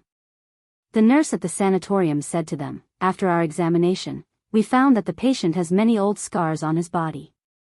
He has been abused in the past. His mental state is not very good. He is in a self-enclosed world and refuses to communicate with the outside world." The doctors, nurses, and police all tried to communicate with Hiroshi Kitato, but they all failed. This was a room facing the sun. White curtains hung above the large windows. Half of the curtains covered the window, while the other half was open. Warm sunlight shone through the glass and poured onto the young man sitting on the floor. He was actually 28 years old, but the long period of imprisonment made him look like he was only 18 years old. He sat facing the window, his whole body bathed in the sunlight. His shoulder-length hair had been cut neatly, and his jet-black hair shone with a healthy luster under the sunlight. He was still holding the skull in his arms. His eyes were clear, but his expression was absent-minded. He was murmuring something, but unfortunately, no one could understand him. Xia Dong squatted in front of him. Looking at him like this, her heart ached. She still remembered that more than 10 years ago, her mother had died in a fire and she had been sent to Chensi orphanage. At that time, the first friend she had made in the orphanage was Hiroshi Kitato. However, at that time, he was not Hiroshi Kitato. He had taken his mother's surname, Liang Yuan. Hiroshi Kitato and Mika Kito had similar facial features. Therefore, 6 years ago, when Xia Dong first met Mika Kito in Bali, she felt that he looked familiar. Yuan. Xia Dong hesitated for a long time before she finally called out his name. "Do you still remember me?" "I'm Xia." Hiroshi Kitato did not look at her. All his attention was on the skull in his arms. His fair and slender fingers slowly rubbed the skull as he murmured, "Yuan." Her nose twitched, and tears almost fell from her eyes. He was still immersed in his own world, ignoring everything that was happening around him. The group of people stood on the lawn downstairs and looked at Hiroshi Kitato through the window. Xia Dong asked, "Why is Yuan still holding that thing?" The nurse explained, "We tried to take the skull from him, but he was very agitated. He kicked and hit the medical staff. We had no choice but to let him keep it for the time being." The police officer's assistant to Xia Dong and the rest of the police said, "We suspected that the skulls belonged to one of the victims, but Hiroshi refused to let it. So we had to wait until he calmed down. Thank you." Xia Dong thanked them sincerely. She could not imagine how much damage it would have done to Hiroshi Kitato if they had taken the skull away by force. The skull had probably become his emotional support during those inhumane days of detention. That night, Bailey Han made a call. The phone rang 3 times before it was picked up. "Mr. Bailey, you've received my gift to you. Don't forget your promise." Bailey Han leaned on the sofa and said calmly, "I remember very clearly that Su Murong will definitely get what she deserves." Shen Ran chuckled. "If that's the case, why are you still looking for me? Didn't you tell me your name because you wanted me to find you? My guess is that you should be the man in the 5th secret room." Shen Ran paused. After a while, his voice was cold. "You're right. I was like them, imprisoned in the secret room like a dog. But I was smarter than them. I abandoned my self-esteem and was willing to be her sex slave. I tried my best to please her, so I could walk out of that hell intact." Bailey Han said calmly, "I'm not interested in your past, and I won't investigate your identity. I just want to know the situation of the other 4 people. Their names, personal information, and why they were imprisoned by Su Murong." Shen Ran was silent for a moment and said, "I can tell you, but you have to promise me that you won't reveal anything about me. I just want to start a new life." Bailey Han slowly spat out 3 words. "I promise." "Okay, I believe you," Shen Ran said in a deep voice. "To put it more emotionally, each of us has a history of blood and tears. The man in the 1st secret room is called Chen Zhao. He is now 37 years old and has been imprisoned for 15 years. He is the first man Su Murong imprisoned. It is said that his eyes are similar to Su Murong's first love. He once tried to escape, but the bodyguards broke all the bones in his body. He was paralyzed on the bed like a living dead. The second man is called Shaolin. He is 35 years old and has been imprisoned for 14 years. Because his nose and mouth are similar to Su Murong's first love, he also tried to escape, but failed. His legs were cut off while he was still alive. The third man is called Li Donghao. He is 30 years old and has been imprisoned for 10 years. His chin is similar to Su Murong's first love. He is very strong and has a strong personality. He refused to be Su Murong's sex slave, so she tried all kinds of ways to humiliate him, train him, and finally turned him into a dog. The fourth man is called Liang Yuan. He is the youngest among us, only 28 years old. He was imprisoned when he was 15 years old. He is different from us, not because he looks like anyone, but because he is too beautiful. He is Su Murong's favorite plaything. Bailey Han's deep black eyes were cold. So, the main reason why Su Murong imprisoned you is because you look like her lover. Shen Ran smiled bleakly. Yes, it's funny, isn't it? Because of a face, we lost the basic right to be human. Last question, what's with the skull in Liang Yuan's hand? Shen Ran sighed. Actually, that's the head of the girl he likes. Bailey Han's pupils suddenly shrank. When he was about 18 years old, Su Murong changed a younger maid to deliver food to us. Although the maid was mute, she was very beautiful.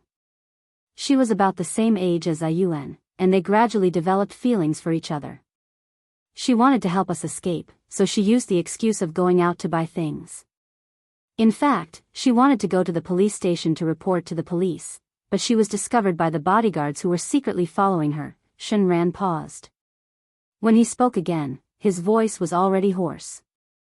Su Murong killed her. She chopped off her head and threw it into Ayuan's room. It turns out that she already knew that the maid and Ayuan had feelings for each other. She wanted to use this method to take revenge on Ayuan. From then on, Ayuan's mental state became abnormal. Shen Ran's voice was filled with murderous intent and anger. Su Murong is not a human at all. She's a beast. Bailey Han's eyes were deep and dark. I'll definitely do what I promised you. Su Murong, she deserves to die. Thank you. Other than Hiroshi Kitato, the police had not found out the identities of the other three people. Just when their investigation was in a deadlock, Bailey Han organized the information he learned from Shen Ran into a document and sent it to the police station anonymously. The police knew the names of the three people and accurately understood the year they went missing. After more than half a month of investigation, they finally found the family members of the three people. When they went missing, they were still young men in their early 20s. Now, they had been tortured until they were emaciated and skinny. They no longer looked as handsome as when they were young. Their family members hugged them and cried bitterly. These families were agitated and joined forces to sue Su Murong. They repeatedly appealed in front of the media and asked for the help of public opinion. They vowed to sentence Su Murong to death. This heartless and illegal detention attracted widespread attention and aroused public anger. Some university students even hung banners outside the Su family's villa to demonstrate. In short, everyone wanted to kill Su Murong. Mika Kito saw his brother being tortured like that with his own eyes. He also resented Su Murong. He ordered his godfather, who had been abducted and sold to the black mines in Africa, to be killed. Then, he applied to visit Su Murong. At this time, Su Murong was no longer as radiant as she used to be. She was like a withered rose, showing signs of old age, but still armed herself with indifference and arrogance. She looked coldly at Mika Kito across the glass and said flatly, "Mika Kito, are you here to laugh at my situation?" Su Murong, do you know that Liang Yuan, who has been imprisoned by you for 13 years, is my brother? Mika Kito's deep black eyes were like sharp swords, ruthlessly stabbing into her body. Su Murong's lawyer had already mentioned this to her, so she did not show a surprised expression. She looked up indifferently. That's a pity. I should have killed him earlier. Mika Keto gritted his teeth and clenched his fists. If looks could kill, he would have died 1,000 times. He suddenly snorted and said coldly, "Didn't you imprison them because they look like Shangguan Ao? Don't you want to know where Shangguan Ao is now?" Su Murong's body trembled. Her eyes quickly landed on his face, and there was an imperceptible urgency in her voice. "His disappearance has something to do with you?" Mika Keto leaned forward, almost touching the glass, and said clearly, "He's not missing. He's dead." Su Murong's eyes suddenly widened. The calmness that she pretended to be collapsed. She twisted her fingers together and glared at him angrily. "It's you. You're the one who killed him." "No, it's not me. It's you." Mika Keto slowly leaned back and said flatly, "He wouldn't have died, but because of Ayuan, he wanted to compensate you." Boom. Su Murong's head was about to explode. She shouted emotionally, "No, I don't believe it." Mika Keto curled his lips mockingly. He took out a necklace from his pocket, raised it in the air, and shook it gently. "Do you still remember this? Attention, Shinwoo 799.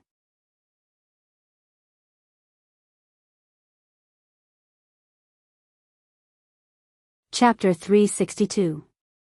Su Murong stared at the pendant of the necklace. It was a small and exquisite key. It was the key to her private safe. She had given it to Shangguan Ao back then because the safe contained the love letters that Shangguan Ao had written to her and their photos. She wanted the two of them to keep that memory together. Mika Keto slowly took back the necklace under her pained and desperate gaze. He put it back into his pocket and said lightly, "He loved you deeply too. Until the last moment of his life, he was still calling out your name and Su Xingchen's name." "No, don't say any more, don't say any more." Su Murong hugged her head with both hands. She screamed and cried in the wind. Beitangshan stood up and looked down at her. She was like a mental patient who was beating her head and crying hysterically. His deep eyes did not have any warmth. It was so cold that it was scary. A month later, Su Murong was sentenced to death and stripped of her political rights for life. Half a month later, Su Murong was executed, ending her evil life. In the blink of an eye, it was already July and the sun was blazing. People came and went in the airport lobby. It was a scene of countless parting and reunions. Xia Dong and Bailey Han led the children to send Mika Keto and his brother off. Hiroshi Keto was wearing a white t-shirt and light blue jeans. He looked like a big boy. He hugged a white doll in his arms and stood timidly behind Mika Keto. He looked like a frightened rabbit and quietly peeked his head out to look at Xia Dong and the others. Suzaku stood beside him with a gentle smile on her face. She comforted him gently, "Ayuan, don't be afraid. They're all your friends. They won't hurt you." Mika Keto glanced sideways at Suzaku and Hiroshi Keto. A smile appeared in his eyes. He turned to Xia Dong and said, "Ayuan is very clingy to Suzaku now." Xia Dong smiled and said gently, "Suzaku is so patient. Ayuan will definitely get better." Mika Keto walked forward and suddenly opened his arms to hug her. He ignored Bailey Han's cold gaze and said softly, Xia, I'm leaving. Take care of yourself and the children." Xia Dong also hugged him and said sadly, "Brother Shen, will you never come back?" Mika Keto stroked her hair affectionately. "Silly, of course not. I just want to take Ayuan home to pay respects to my parents. I want Ayuan to recuperate in the place where we were born. We'll be back after a while." Bailey Han's vinegar jar had been knocked over long ago, and his stomach was rumbling with jealousy. He reached out and pulled Xia Dong out of Beitangshan's arms, interrupting the two of them. He put on a fake smile and said, "I wish you a safe journey." Mika Keto looked at him meaningfully. "Treat Xia well. Otherwise, I won't let you off." Bailey Han raised his eyebrows and smiled. Xia is my wife. I'll naturally treat her well. Uncle Shen, we'll miss you very much." Gigai, the little fat cat, ran forward and hugged Mika Kito's legs. She raised her pink little face and blinked her beautiful big eyes. Uncle Shen, you have to miss us too. Okay. Mika Kito picked her up and rubbed her little head with a smile. The little girl was in an advantageous position. She waved at Hiroshi Kito, who was hiding and watching curiously. She said with a smile, Uncle Shen, my name is Xiao Guai. You have to remember me. Hiroshi Kito stared at the little girl in surprise. He imitated his brother and slowly reached out his arm to stroke her soft hair. He whispered, Gigai. Xiao Guai clapped her hands and laughed happily. Uncle Shen, you're so smart. I only said it once, and you remembered my name. Hiroshi Kito's clear eyes moved. The corners of his lips curled up slightly, revealing a shy smile. Mika Kito kissed Xiao Guai's face excitedly. Gigai, you're amazing. This is the first time Ayuan has taken the initiative to talk to someone. Xiao Guai tilted her head and giggled. The sadness of parting was swept away, and everyone was immersed in joy. It was time to board the plane. Mika Kito, the brothers, and Suzaku walked step by step to the boarding gate under the watchful eyes of Xia Dong and the others. They began to embark on a new journey in life. Xia Dong and Bailey Han's marriage also entered a new chapter. When little Hai Hai was 1 year old, Xia Dong returned to work at Glamour magazine as the director. Because of her unique taste and style, she was somewhat famous in the fashion industry. Although she was busy with work, she would never neglect her family because of work. In her heart, her family was the most important. She was the envy of all the women in a city. However, outsiders did not know that she also had her own troubles. Little Hai Hai was already 2.5 years old, but she still could not speak. Back then, Xiao Bao and Xiao Guai could already make sentences freely at her age. Xia Dong thought that her drug addiction had affected little Hai Hai, who was still in her mother's womb. She specially took her to the hospital for a full-body checkup. The doctor said that Hai Hai was very healthy. Although most children could speak at around 1.5 years old, every child had their own uniqueness. There were also some special children who could only speak at the age of 3. It was normal for them to grow up. The doctor advised parents to give their children more stimulation by talking to them and telling them stories. Thus, as long as they had time, Xia Dong and Bailey Han would hold Hai Hai and point to the things in the room to teach her. This is the TV, this is the sofa, this is the dog. Little Cece wiggled her little body and jumped down from her parents' arms. She ran to the things that they were pointing at and touched them here and there. She had a curious look on her face and sometimes she giggled, but she was unwilling to open her mouth and learn to speak. Xia Dong was helpless. Bailey Han rubbed her hair. Wife, don't worry. Hai Hai actually understands in her heart and can understand what we are saying. Perhaps, she just doesn't want to say it. When she wants to speak, she will naturally speak. Alright, then I'll be a little more patient. Xia Dong hugged his neck and rubbed against his chest. In the past, when she rubbed against him, he would take the opportunity to do something sneaky. Today, he actually gently pushed her away. Xia Dong was puzzled. Thinking about it, the two of them hadn't been intimate for 5 or 6 days, which wasn't his style at all. She raised her head and kissed his smooth chin, then whispered into his ear, Hubby, it seems like we haven't been intimate for a long time. With that, she gently bit his earlobe. She knew that it was his sensitive spot. Sure enough, his body suddenly tensed up and he hugged her tightly. He said in a low voice, Wife, I've been a little tired these past 2 days. Oh, so that's how it is. I thought you were tired of me. Xia Dong said half-truthfully. She looked up at him with sparkling eyes and a slight smile. He flicked her forehead in annoyance. You're talking nonsense. How could I be tired of you? That's good. Xia Dong hugged his waist in satisfaction, then jumped down from his embrace. She ran behind him and massaged his shoulders. Hubby, you've worked hard. Wifey will help you massage your shoulders. Xia Dong took Bailey Han's tiredness to heart. She specially took a day off to boil a pot of chicken soup at home and cooked a few dishes that he liked. She packed them in a lunchbox and planned to send them to the office to give him a little surprise. During the lunch break, the company's employees had all gone to eat. The office was empty, and even the secretary's desk was empty. Xia Dong directly pushed open the door to the CEO's office. There was no one there. Could it be that Han had also gone out for lunch? She placed the lunchbox on the desk and took out her phone. She planned to call him to ask where he was, but before she could make the call, she suddenly heard a strange sound. It seemed to be coming from the lounge. She put away her phone and walked towards the lounge. She held the door handle and gently turned it. When she pushed open the door, her whole body froze. A man and a woman were lying on the bed in the lounge. The man was of course her husband.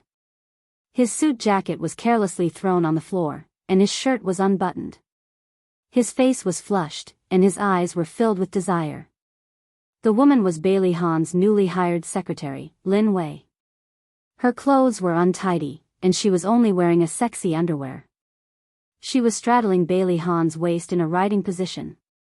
Xia Dong crossed her arms and calmly looked at the messy bed. She said lightly, "It seems that I've disturbed you. Please continue, don't worry about me." A trace of annoyance flashed across Lin Wei's eyes.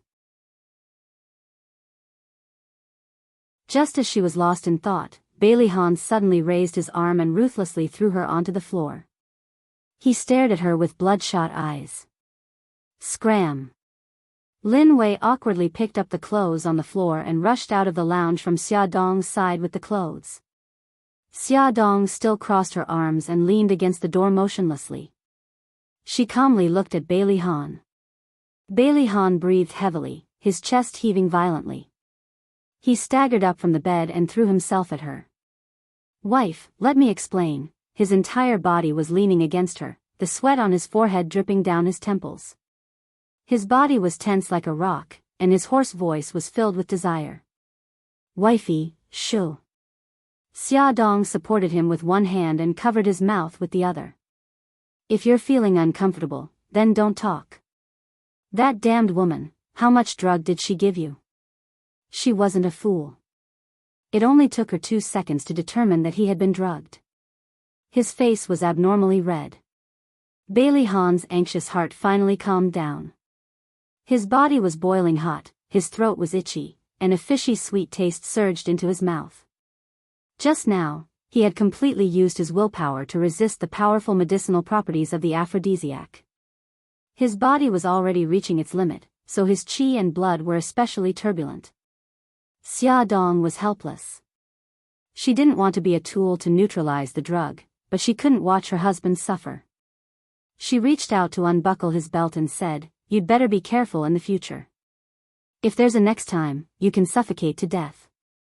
If she hadn't come in time, he might have lost his virginity. Thinking of this, she was inexplicably angry. "Sorry." He hugged her tightly and eagerly kissed her lips. "Oh. Wait a minute." Just as he was about to carry her onto the bed, she grabbed his arm tightly and stopped him from doing so. She quickly flipped the quilt and sheets on the bed to the ground. She didn't want to smell another woman's scent. Their bodies were tightly pressed together as they lay on the soft mattress. Their hot breaths intertwined.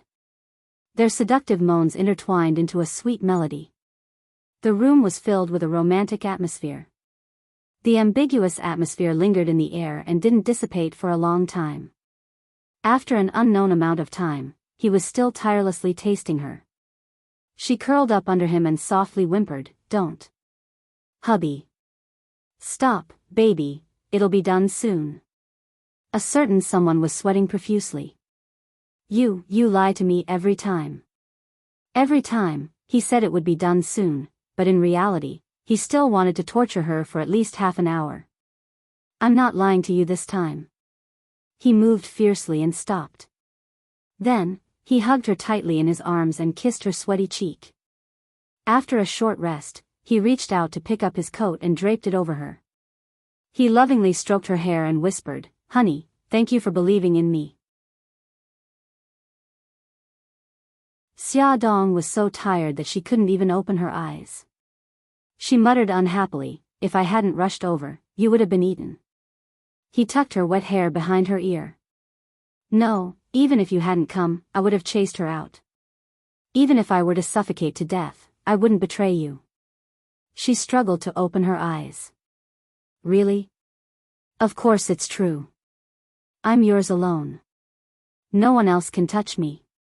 He leaned over and kissed her forehead, hugging her tightly in his arms. Xia Dong's lips curled into a smile. Satisfied, she fell asleep. When she woke up, the room was dark. Xia Dong frowned and slowly woke up. As her vision gradually regained focus, she realized that she was lying on the bed in the lounge. Her body was dry. Bailey Han must have helped her wash up. He even helped her change into clean clothes. When she got out of bed, her legs were sore and her waist was sore. She rubbed her back and walked out of the lounge in her slippers. At this moment, Bailey Han was sitting behind his desk. His back was straight and the soft light enveloped his body, outlining his perfect figure. His handsome side profile looked extremely charming. His thin lips were slightly pursed and his slender fingers moved quickly on the keyboard, making clicking sounds. She leaned against the door and looked at him, the corners of her lips curling up. Come and see, Hongcha 866. You're tuning into the A Romantic Tales YouTube channel. Don't forget to subscribe and join us on this journey to catch the most captivating stories.